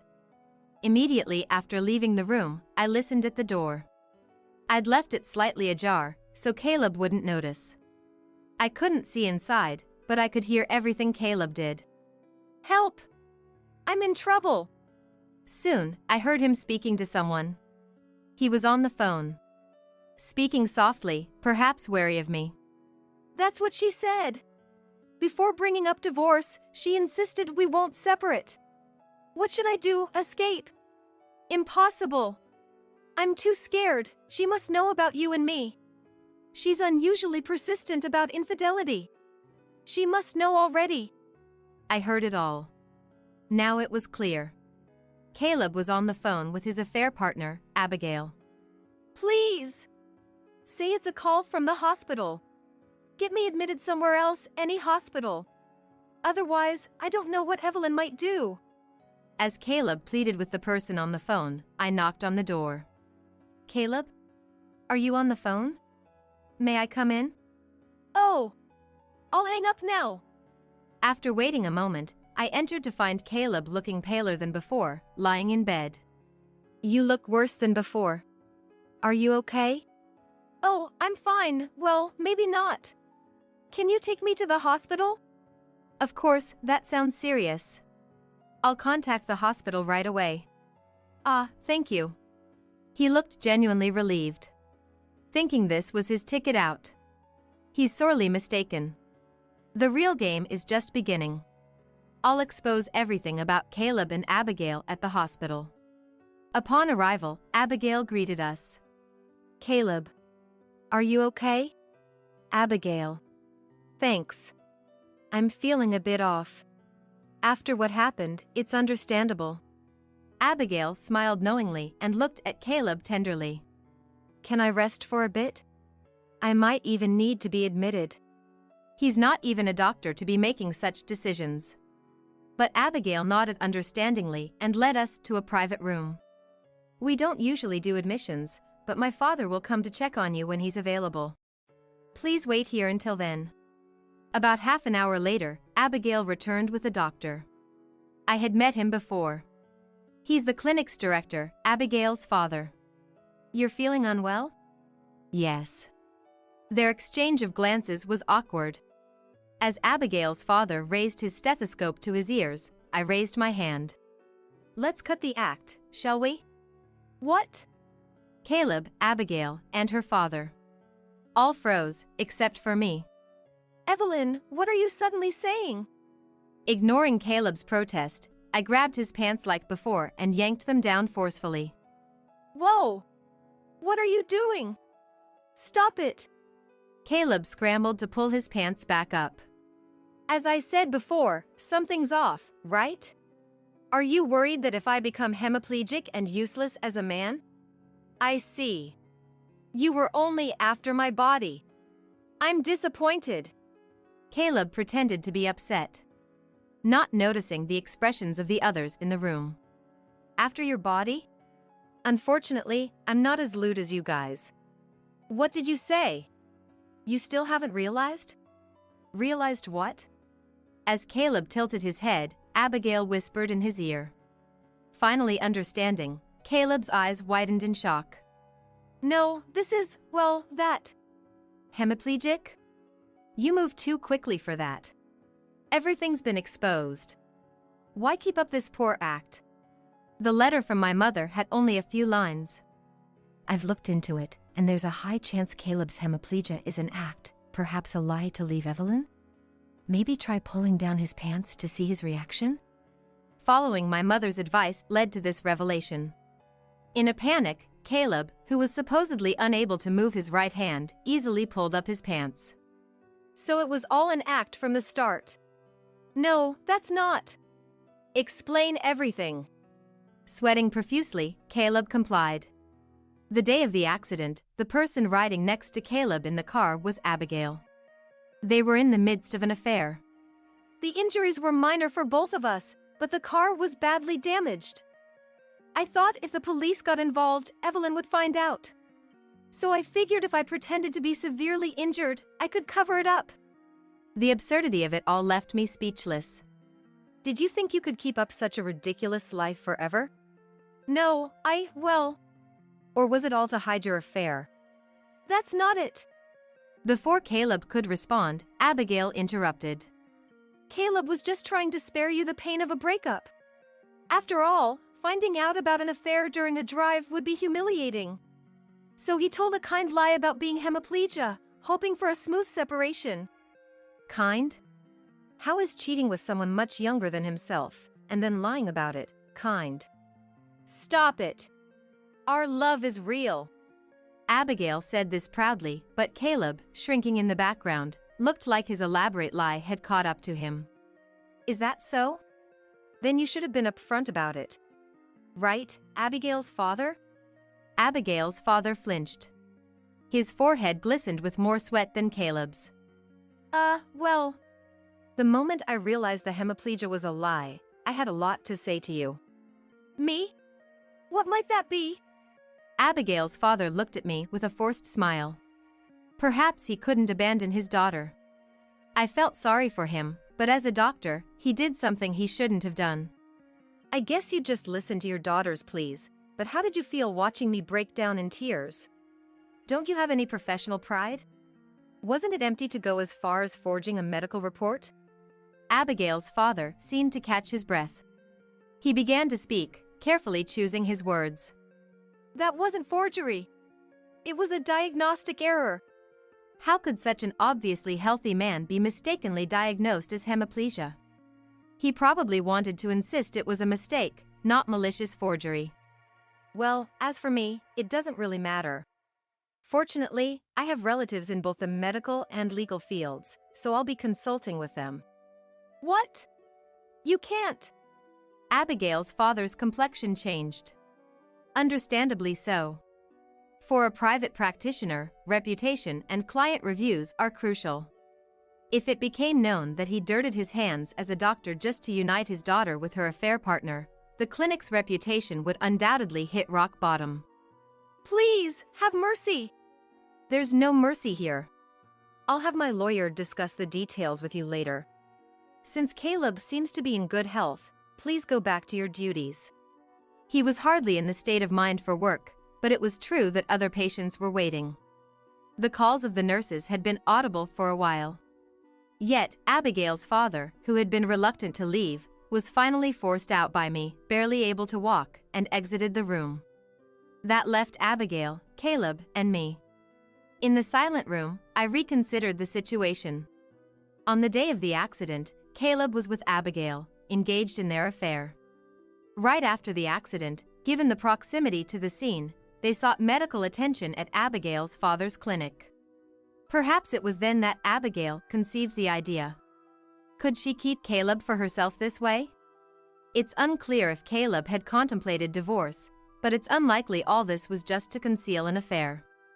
It's more probable that Abigail persuaded him. For Caleb, who always wanted to quit his job, the allure of a doctor's daughter, a sign of wealth, was irresistible. Moreover, claiming hemiplegia would serve as an excuse to leave his job. He probably thought that if he used this as a pretext to break up before the affair was exposed, everything would neatly resolve. But that was a flawed plan from the start. I knew about their affair even before Caleb's accident. Though I lost the opportunity to confront them amidst the confusion of the accident, now that their lies were exposed, I had all the leverage. There was plenty of evidence. Well then. I looked slowly at the two of them. Caleb was sitting on the bed, and Abigail stood beside him. Regarding what comes next, I want a divorce. Surprised by my statement, Caleb and Abigail exchanged looks. A divorce, is that okay? Okay or not, I've known about your affair for a long time. I've been preparing to leave since then. Caleb looked conflicted, and Abigail's eyes sparkled. So Caleb and I can be together. We don't have to meet in secret anymore. Despite their bold meetings, it seemed they had been trying to keep it discreet. Yes, after we divorce, you're free to do as you please. However, there are conditions for the divorce. Conditions? Abigail frowned in confusion. Yes, don't worry, it's nothing serious. First, I'll be seeking compensation from both Caleb and Abigail. Additionally, there will be no division of assets. I'll be keeping all the savings. That's all. Isn't that a bit unfair, Evelyn? Unfair? Have you forgotten that for the 5 years we've been married, I've covered most of our living expenses? That alone is more than the savings. Caleb, notorious for his laziness, has never held a job for long. His income was unstable and significantly lower than his peers. Moreover, he was a big spender, still not having paid off debts from before our marriage. Sure, Evelyn has helped me, but I've been working hard too. He seemed dissatisfied with the idea of handing over all the savings. Caleb stuttered and struggled to find the right words.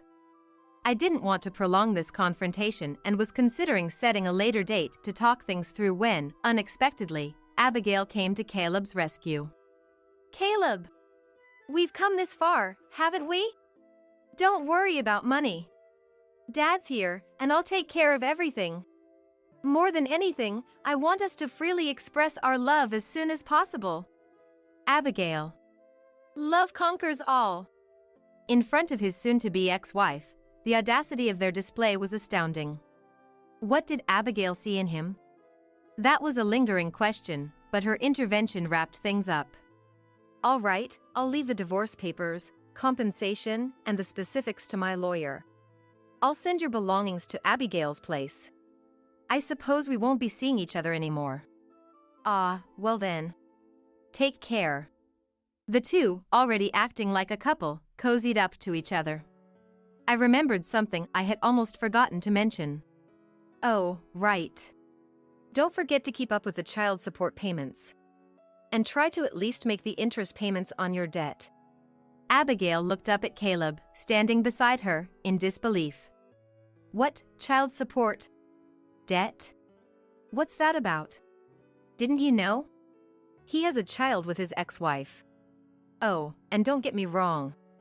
I didn't steal him from his previous marriage. Caleb was already divorced when we met. A bit agitated. And the debt? Abigail asked. It was there even before we married. So, I don't know what it's for. How much is it? About $30,000, I believe.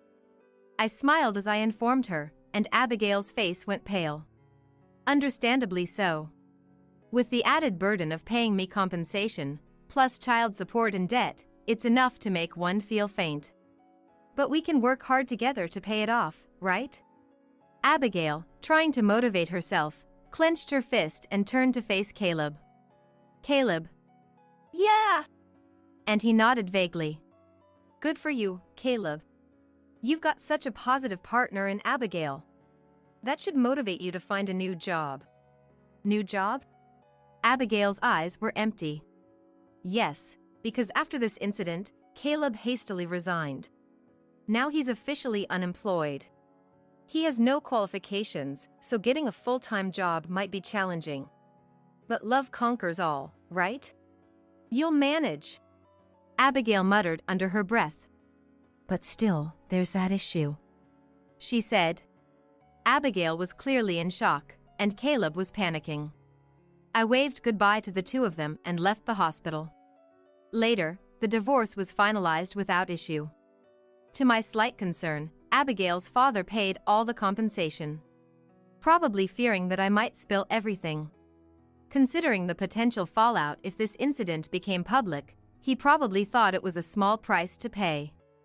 This cleared all obstacles for Caleb and Abigail. However, they didn't remarry immediately. Caleb was pushing for it. Right away. But, well, maybe. Abigail was hesitating. Furthermore, the two of them were constantly fighting, with Caleb never finding a job and Abigail reluctant to make their relationship official. Even if you think someone is your destiny, it's understandable to hesitate when faced with such a hopeless case. In my situation, by the time I realized everything, I had already grown too attached to Caleb. If it wasn't for that, I would have left him much sooner. Thanks to all this, I'm now enjoying a peaceful life for the first time in a while. At first, I thought I might feel lonely. Caleb, despite his many problems, was good at entertaining and pampering people. But once he was gone, I realized how much more comfortable life could be. No more sudden demands for sweets, no more all-night gaming sessions. Some might find that exciting, but it was too much for my 30s body. Now I can take care of myself, live each day with ease, and not always on the edge. No more stretching beyond my limits. I'm looking forward to a life that fits me, without overextending or pushing too hard. My name is Margaret, a 33-year-old housewife. After graduating from college, I capitalized on the accounting qualification I earned during my studies and joined a mid-sized trading company. I worked in the accounting department, but quit when I got married to my husband, Andrew. I met Andrew at a wedding of a colleague from the company. We ended up sitting next to each other at a table arranged for friends of the bride and groom. Initially, it was group outings with everyone from that table, but during our second outing, a barbecue, Andrew and I exchanged contact details. From then on, Andrew would regularly invite me out for meals, movies, and shopping, and gradually we started seeing each other alone. I was naturally drawn to Andrew, who who was bright and a great conversationalist. It seems the feeling was mutual, as Andrew eventually asked me out formally, leading to a relationship. After about a year and a half of dating, we got married. I had intended to continue working after marriage, but as we were to live in the condominium Andrew had bought while he was single, commuting to my workplace would take quite a long time. Considering a transfer within the company wasn't a quick solution, I was contemplating my options when Paul, my father-in-law, made an offer. "If it's okay with you, Margaret, would you like to help with the accounting at my company?" "At your company, Paul?"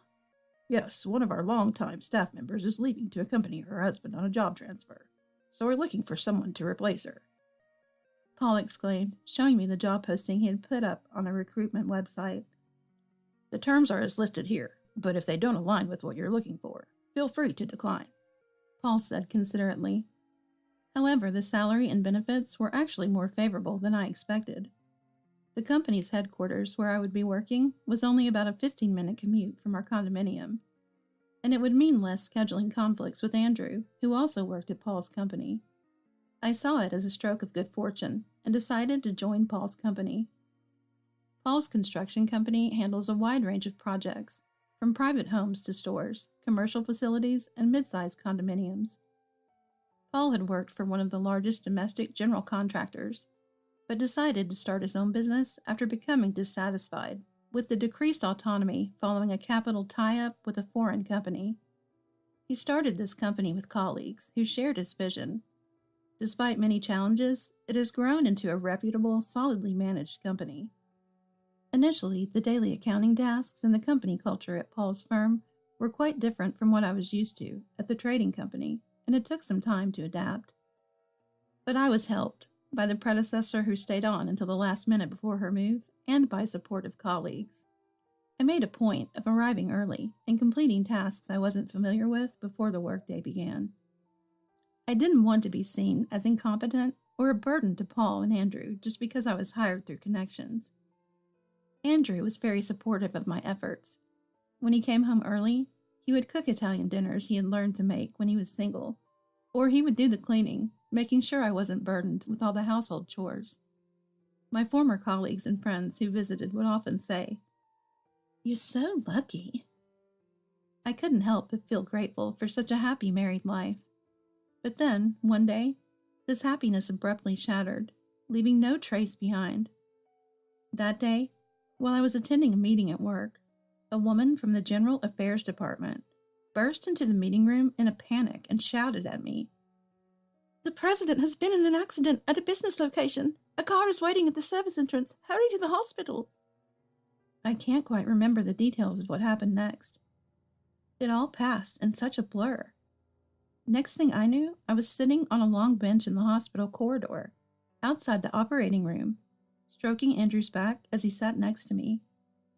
Andrew was trembling slightly, repeating over and over, "Why, Dad? How could something like this happen?" As for my mother-in-law Nancy, sitting opposite us, she seemed too shocked to think, unresponsive to anyone who spoke to her. "What good will it do if I panic now? I need to stay strong." While I was internally frantic, I gritted my teeth upon seeing Nancy in Andrew's condition. Paul, having undergone what felt like an endless emergency surgery, was put under strict rest and taken to the intensive care unit. We decided to go home for the time being, but Andrew couldn't leave Nancy alone, so he decided to go to his parents' house with her. "Would you mind taking care of the communications with the company, Margaret? Mom has never been involved with the company, and I really don't think she can handle it right now." Andrew asked me this with a face heavy with fatigue. "Of course, that's fine. You take care of Nancy. Make her your top priority," I replied before seeing them off and hailing a taxi to rush back to the company. After saying that, I watched them leave. Then I hailed a taxi and rushed to the company. At the company, various people, including clients who had heard about Paul's accident the day before, bank representatives, and both current and retired employees, had gathered, all concerned about Paul's condition. The ones who took control of the chaotic scene and informed everyone of Paul's condition were Paul's ally, Thomas, the current vice president of the company, and his wife, Sarah. Under their clear instructions, the employees' agitation settled down, and the company returned to normal operations. Relieved to see this, I must have let go of the tension that had been building for over 24 hours because I fainted right there. When I came to, I was lying on a sofa in the reception room, with Sarah looking over me worriedly. "Are you awake? Don't strain yourself to get up. Do you need me to call a doctor?" "I'm sorry for the trouble. I think it's just lack of sleep," I replied. Sarah, seeming relieved, sat back down on the sofa and handed me a sandwich and coffee. At the sight of the food, I suddenly realized my hunger, and my stomach growled loudly, making me blush. Sarah, however, maintained her stern expression. I thought for a moment she was angry about the inconvenience I had caused, but it turned out I was mistaken. "Anyway, what are Nancy and Andrew doing?"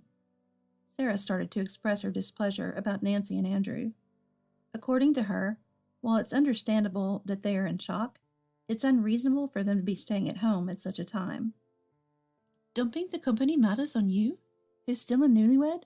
Andrew should be rushing to the company at a time like this." As I flustered at Sarah's barely concealed irritation, Thomas came in to calm her down. It turns out Sarah, not only the wife of Paul's ally Thomas, but also a college classmate of Paul's, was well aware of Paul's private life. "It was actually Paul who introduced me to Thomas, you know." "So you know Nancy well, too." "Oh yes, I know her very well. I shouldn't say this in front of you, but she's quite a piece of work. You should be careful around her." Sarah said this with a sly smile, which was honestly a bit scary. Thomas urged me to go home and rest properly, so I left the company without hearing more details. 2 weeks after the shocking accident, Paul's condition finally stabilized, and though visitations were limited, he was able to move from the intensive care unit to a regular ward. When Andrew and I received the news, we headed to his room. There, Paul lay with numerous tubes attached, a painful sight to behold. My tentative greeting was met with a weak smile and a slow response from Paul. "I'm sorry for worrying you so much, Margaret. I'm still a bit groggy from the painkillers. Quite embarrassing, really." I quickly assured Paul that it was all right, but Andrew, sitting heavily on a chair beside him, blurted out, "Really? What a hassle. Dad, you get to just lie there? But we're the ones dealing with all the trouble you've caused." He even let out an exaggerated sigh. I couldn't believe he would speak that way to his injured father, but Andrew, thinking I agreed with him, said, "Well, we've seen his face now.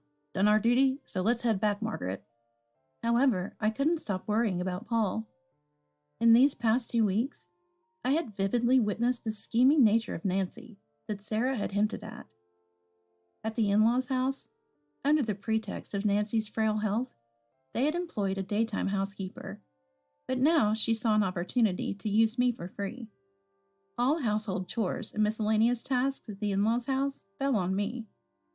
Moreover, Andrew, suggesting we might as well live at the in-laws' house, moved most of our belongings from the condominium without my consent. This forced cohabitation with the in-laws shattered my image of Nancy as a reserved and kind lady with class. While she sat on the sofa doing nothing, she would nag about dust here, fingerprints there, and criticize me for everything, even saying, "Such a loud and vulgar way to walk. To think you're the wife of my son. It's laughable." At first, I wondered if it was my fault, trying different approaches, but Nancy's snide attitude remained unchanged. So I tried discussing this with Andrew. "Can't be helped. After all, there's a big difference between Mom's ideal daughter-in-law and you." And that's what he said. I was taken aback by his sudden revelation. "Yeah, she always wanted a young woman. Fresh out of college, she said women who've worked in society have too strong opinions and are impudent, tainted by the smell of society." Smell of society? Also someone who can play piano, ballet, and appreciates art. She said a daughter-in-law, not from the city, would pass on unsophisticated rural DNA to future grandchildren.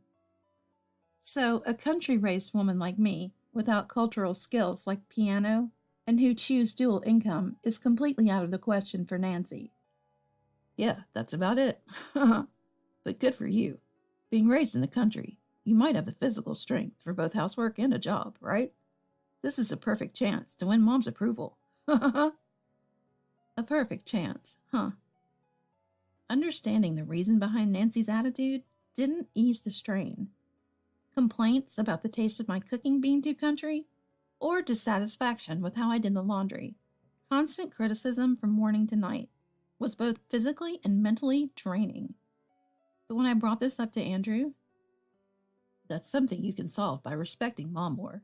I'm already busy with the company because of Dad's absence. Don't bother me with trivial matters. his response offered neither resolution nor comfort. During my struggles at the in-laws' house, Paul's injuries healed to some extent. The next issue was his rehabilitation and caregiving during the recovery period. Initially, the prognosis for Paul was pessimistic, but ultimately, while he might not walk independently as before, it seemed 80% of his arm functions could be recovered through rehabilitation. Paul wished to transfer to a rehab hospital for specialized training, but Nancy firmly opposed it. He's coming home first. Rehabilitation can be done commuting from home or through home visits. If he stays in the hospital any longer, people will talk that we can't even take care of our own husband. It'll damage my reputation. She was adamant and wouldn't listen. When I consulted with Paul about this dilemma, I thought of asking Andrew to persuade Nancy. However, Andrew, who had been blindly obedient to Nancy since we moved in, only said, Mom's right. If Dad stays in the hospital, think of the rumors. There was no changing his mind. Ultimately, it was decided that Paul would recuperate at the in-laws' house after being discharged. Thomas, hearing this, hurriedly arranged for modifications, like a ramp and a bath lift, but Nancy and Andrew opposed them, calling it all unnecessary expenditure. An irritated Thomas retorted, Even if it was a self-caused accident, there's insurance money.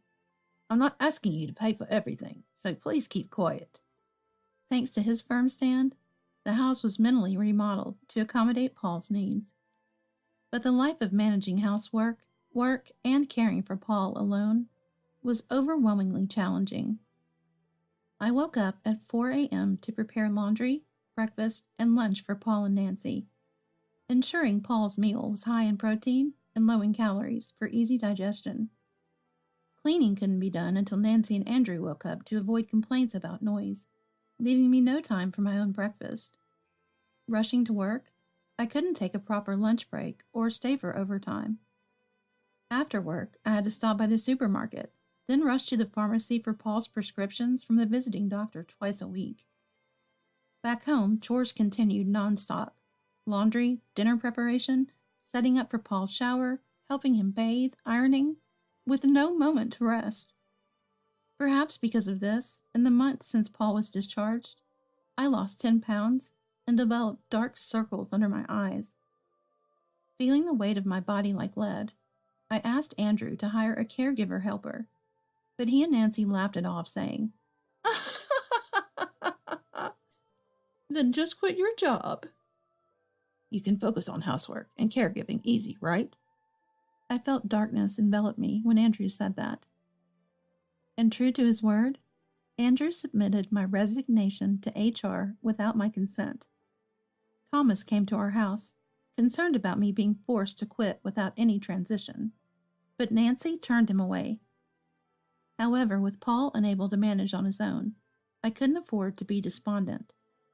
This marked the beginning of a life of nonstop caregiving and housework from early morning till late at night.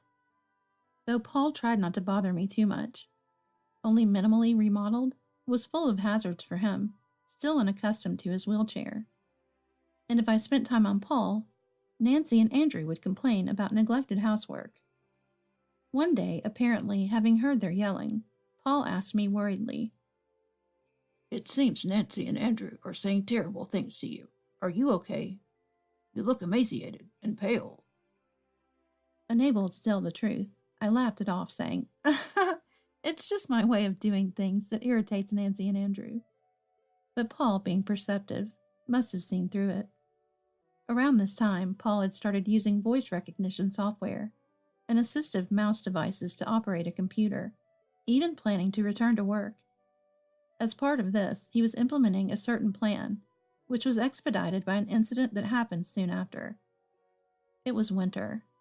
The city corners twinkled with Christmas lights, a world apart from my daily grind of chores and caregiving. Then, on the 30th, as the year was drawing to a close, Andrew came home from work, and together with Nancy, announced something shocking. "We're going to Australia tomorrow." Australia? What do you mean? "I can't stand the cold in winter." So, I thought, why not relax and refresh with Andrew, watching the sea in Australia. Are you leaving Paul behind? And I asked for this long holiday off well in advance, remember? As I confronted Andrew, he avoided my gaze, looking guilty. Earlier in the winter, my grandfather had passed away, but the memorial ceremony was postponed to avoid clashing with Christmas and New Year celebrations. Unable to attend the funeral due to Paul's condition, I had hoped to at least attend the memorial. But with Andrew unlikely to cover for me, we agreed that during the long holiday, he would care for Paul while I visited my grandfather's grave. This change to Australia? I was speechless, just staring at Andrew. Unable to bear the silence, Andrew suddenly yelled hysterically. "Shut up! It's decided. We're going to Australia, and you'll stay here to take care of Dad." With that, they both retreated into Nancy's room. The next morning, while I was still helping Paul with breakfast, they left in a taxi. Hearing the door slam, I knew they had gone. My face, having not slept a wink from anger the night before, must have been terrible.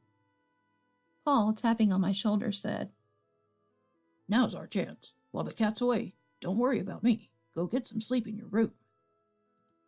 Normally, I would have refused, but at my limit, I nodded quietly, went to my room, and collapsed into bed. What I thought would be a short nap turned into a whole day and night. I woke up past noon on New Year's Day. Wait, what about Paul's care after that? I panicked and rushed to Paul's room, only to find it full of people, all surrounding a half-seated Paul in bed. Confused, I was greeted by Paul. "You look much better after a good sleep." As I turned to a tap on my shoulder, I saw Thomas smiling just like Paul, and a puzzled Sarah. "My goodness, Margaret, how much weight have you lost since I last saw you? Being slim is one thing, but this is almost skin and bones." Sarah grumbled, pushing me towards the kitchen. To my surprise, several unfamiliar women were there, smiling and swiftly preparing a light meal. Staring at the steaming dishes, I murmured, "When was the last time someone cooked for me?" Sarah seemed to tear up beside me.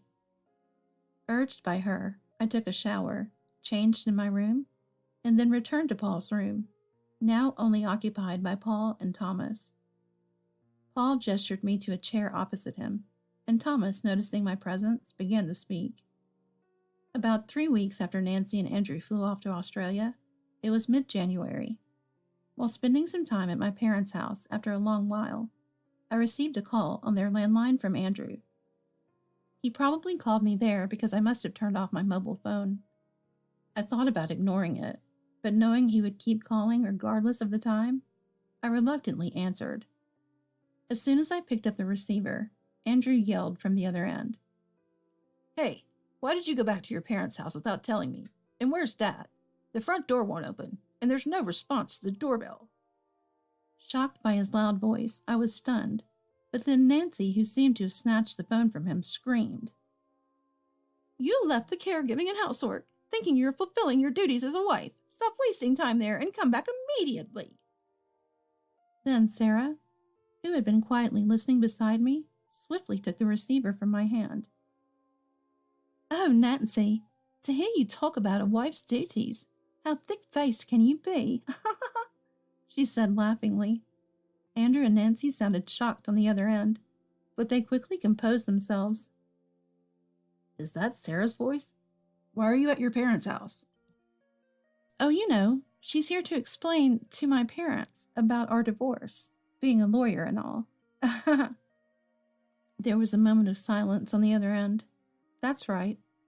After Andrew and Nancy left for Australia on New Year's Eve, Paul, who had been quietly planning something, decided to move his plan forward. He had been angry with Nancy and his son Andrew for their attitudes towards him and me since the accident. Initially, he thought their coldness was understandable considering his self-inflicted accident.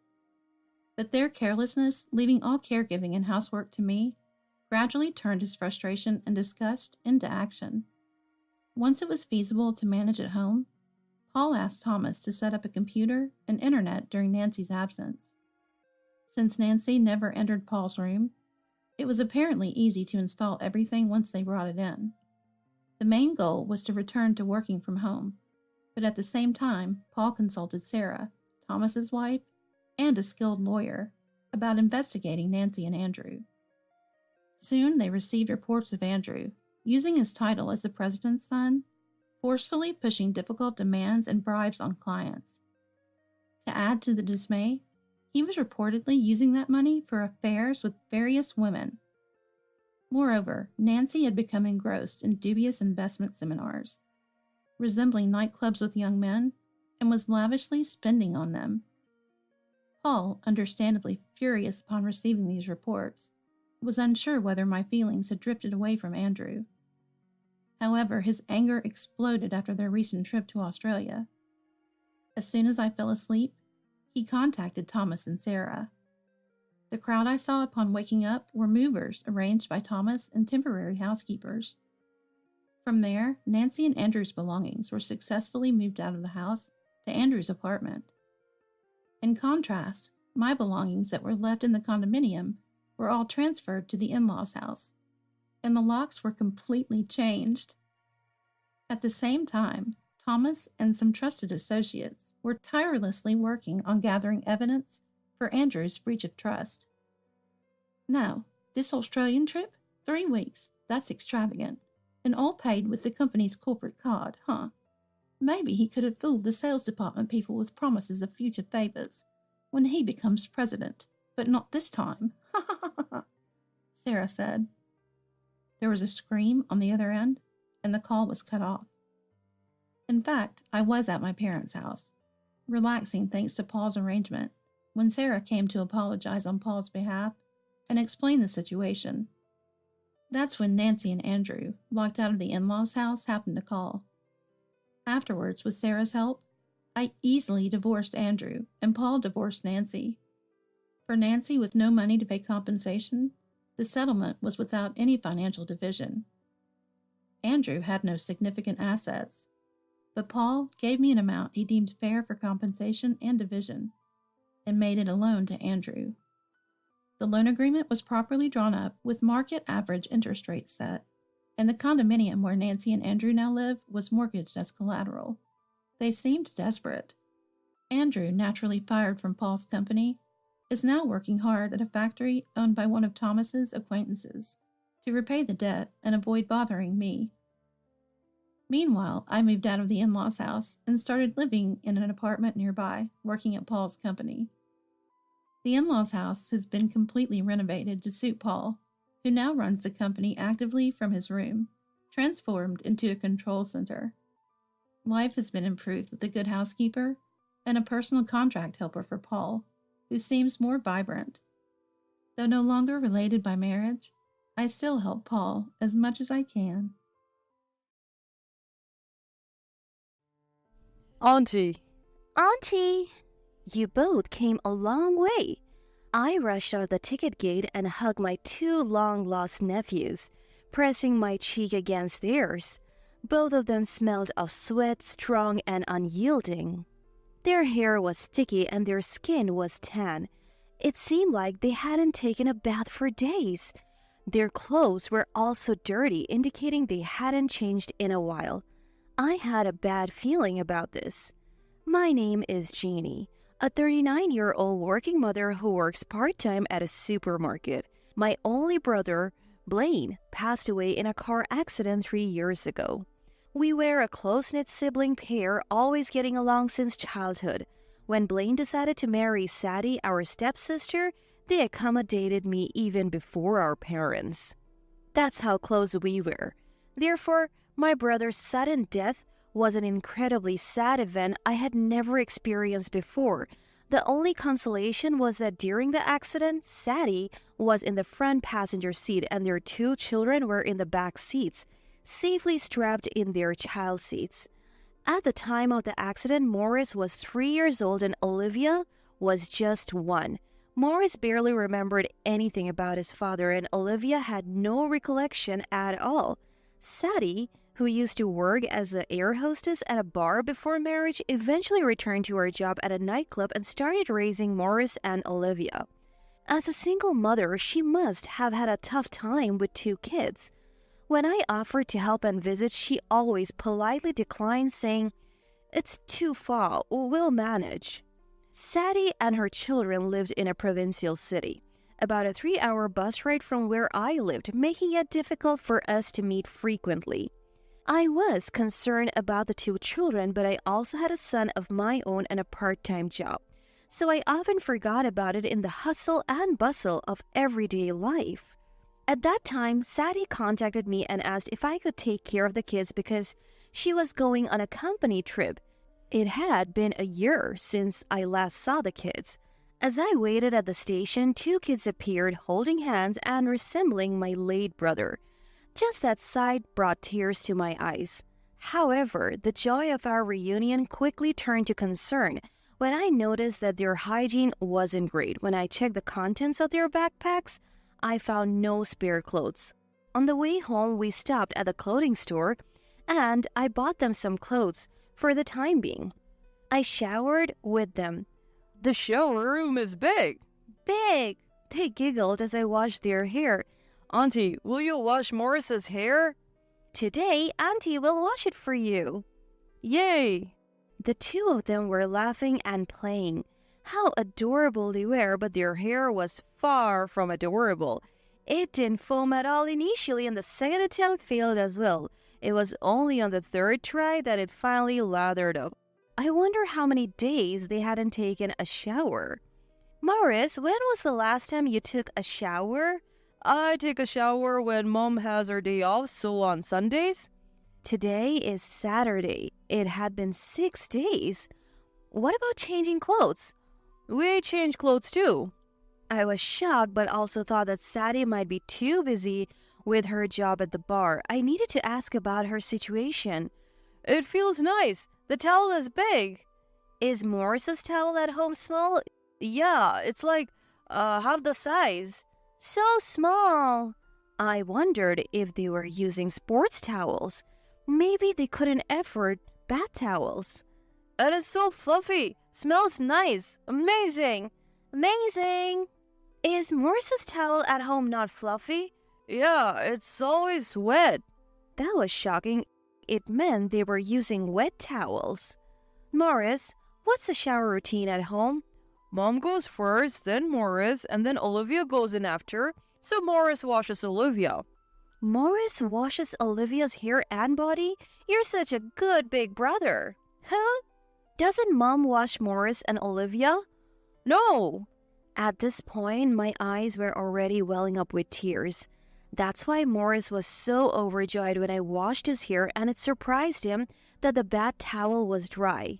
Sadie would shower first and then let Morris in, take care of Olivia, and use a sports towel to dry herself and the kids.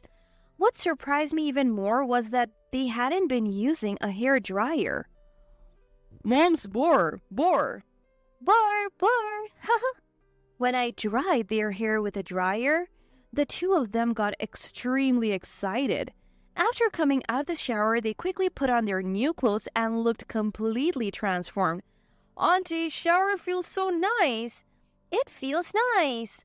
I couldn't help but hug them tightly, feeling sorry for them, and I burst into tears.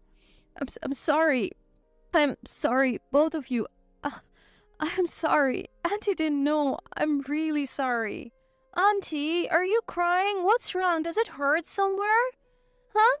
They peered at me with their big sparkling eyes full of concern, and they were irresistibly cute. Before long, my husband and son Aaron came home and the four of us rejoiced at the reunion. Aaron, who was usually a bit of a mommy's boy, played with them like a big brother. While watching them, I told my husband about what had happened in the bath. We need to do something about this. My husband, who was close with my brother and very fond of children, couldn't leave my late brother's two kids alone. We decided to talk in detail later that night. We had planned to gather at my parents' house and have a welcome party for the two kids. My family had been running a traditional farmhouse for generations, and the house itself was an old-style single-family home. In the ballroom, there were about 20 relatives, including my parents, uncles, aunts, cousins, and grandchildren. Wow, you're grown so much. Come here, show Grandma your face. Which one? Uncle will give you some pocket money. Wow, they look just like Blaine. They really do look like Blaine when he was little off. They were surrounded by so many adults at once and both of them seemed overwhelmed. Aaron, feeling sorry for them, shouted, Grandpas and grandmas, back off a bit. Morris and Olivia are scared. Everyone burst into laughter and a lively meal began. Wow, so many dishes. So many. Both of them seemed amazed by the numerous large dishes lined up on the table. They probably didn't use such large plates in their daily meals since it was just Sadie and the three of them. Are they serving on separate plates for each child, and are the three of them sitting around the dining table? However, my expectations were completely wrong, and not in a good way. After eating for a while, Morris said, Auntie, is the food warm? It's warm. Huh? Don't you like warm rice? Nah, I love this. It's delicious. Yeah, isn't rice supposed to be warm? Is rice always warm? Yeah, rice is always warm. I see, rice is warm. It's so tasty. Olivia, Auntie's rice is soft. It's soft. Everyone present was stunned. Finally, my husband broke the silence. Morris, who do you usually eat with? Olivia. What about Mom? Mom's at work. So, is the food already on the table? It's in the fridge. Fridge. What about breakfast? Huh? It's in the fridge? Well, oops. Everyone in the room was surprised. Some even held back tears. Some were already shedding tears. As soon as they finished eating, both of them seemed to get sleepy. I put them to bed in the bedroom next to the ballroom and read them a picture book. Wow, Auntie is reading for us. Yeah, Mom is working when Morris goes to sleep. Olivia, can I sleep with Auntie? Sure. Just before falling asleep, Morris said, Auntie, the bed is soft. Huh, fluffy. My tear ducts completely gave in. Blaine, I'm sorry for everything up until now. From now on, I'll protect these kids. In my heart, I made a firm promise to my late brother in heaven. When I returned to the ballroom in tears, now the relatives had left, and they all awaited with solemn expressions. I reported everything from the bathroom incident to Morris's words on the bed. Most of them shed tears, unable to hold back their sobs. What's Sadie up to? Yeah, I told her not to work as a hostess. Some expressed their anger. Then, Mom muttered something. She's not sending money just to make the kids eat cold food. Huh? Even Mom? And Jeannie.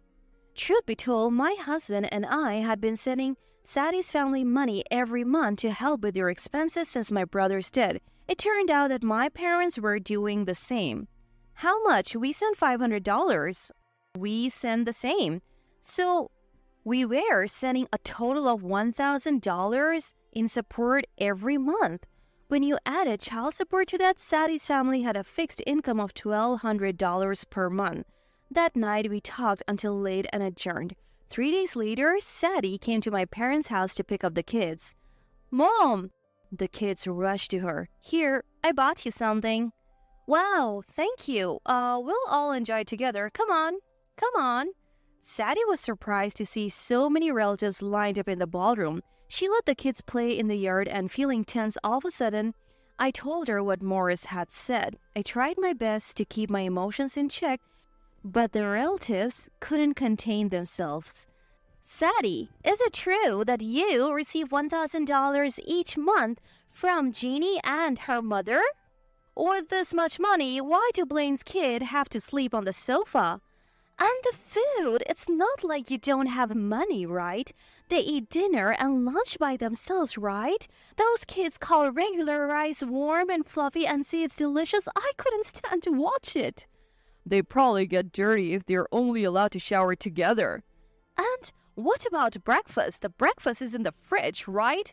Sadie, aren't you a good person? So why didn't you come back? Why does she wear revealing flashy clothes? She dyes her hair and has highlights, right? But she won't even wash the kids' hair?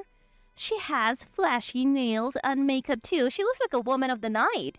Wait, why did Blaine marry such a flashy woman in the first place?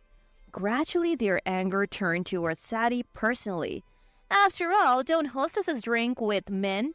Even married ones. Oh, you seem to know a lot about it. They even have companions, right? They eat together and then go to the club. They must get taken to fancy restaurants, right? Like high-end restaurants or French places. Damn it! Sadie, it's delicious food and those kids eat cold rice. They sleep on a hot sofa crying mom, mom together. Sadie kept her head down and didn't say a word. Sadie, if we leave it to you, do you think those two will become neets in the future? Neets are young people who are not in education, employment, or training. In our family, becoming a need is largely attributed to the family environment. Making someone a need is considered shameful for the family. You mustn't become a need. You won't be able to face Blaine in the afterlife.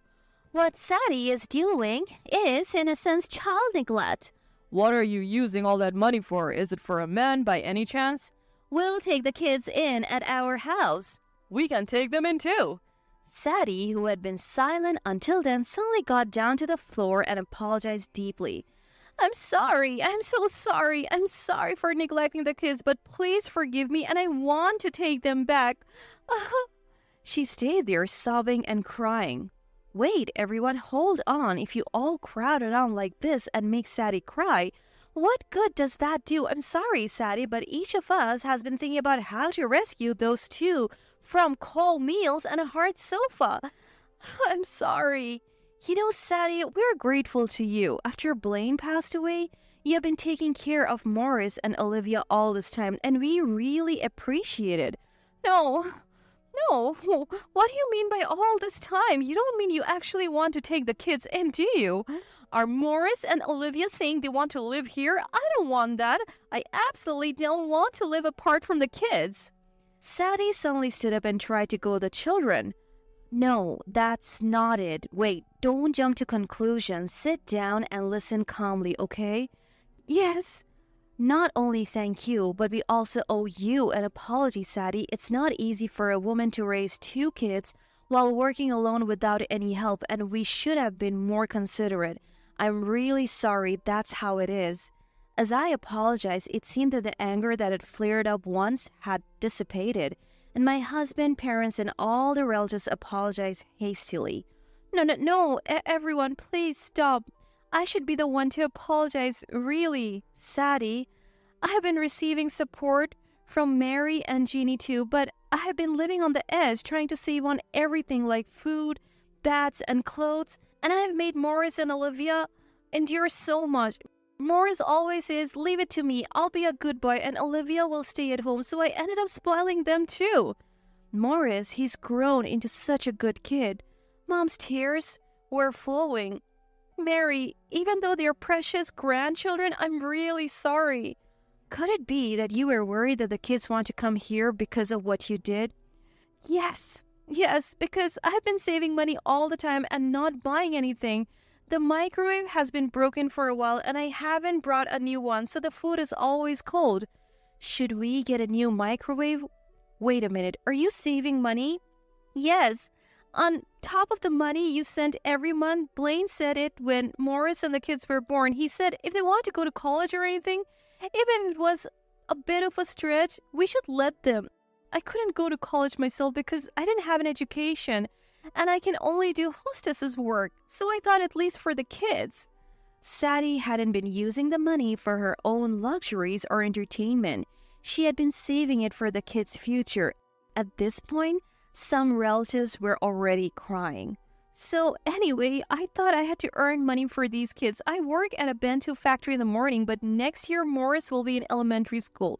So I'm worried about what to do when his bento is gone. Oh, so that's why you weren't home in the mornings? Yes. We thought you were coming home late in the morning and were worried. That's good. You're a good wife. But like that, your body won't hold up, Sadie. We consider you not only our kids, but also a part of our family, Sadie. Can't you rely on us a little more? But is it okay? You've been supporting me with money all this time. So, actually, this is the main point. I have a question. Do you have any special attachment to the town you currently live in? No, not particularly, but my parents passed away early and I only have memories with Blaine.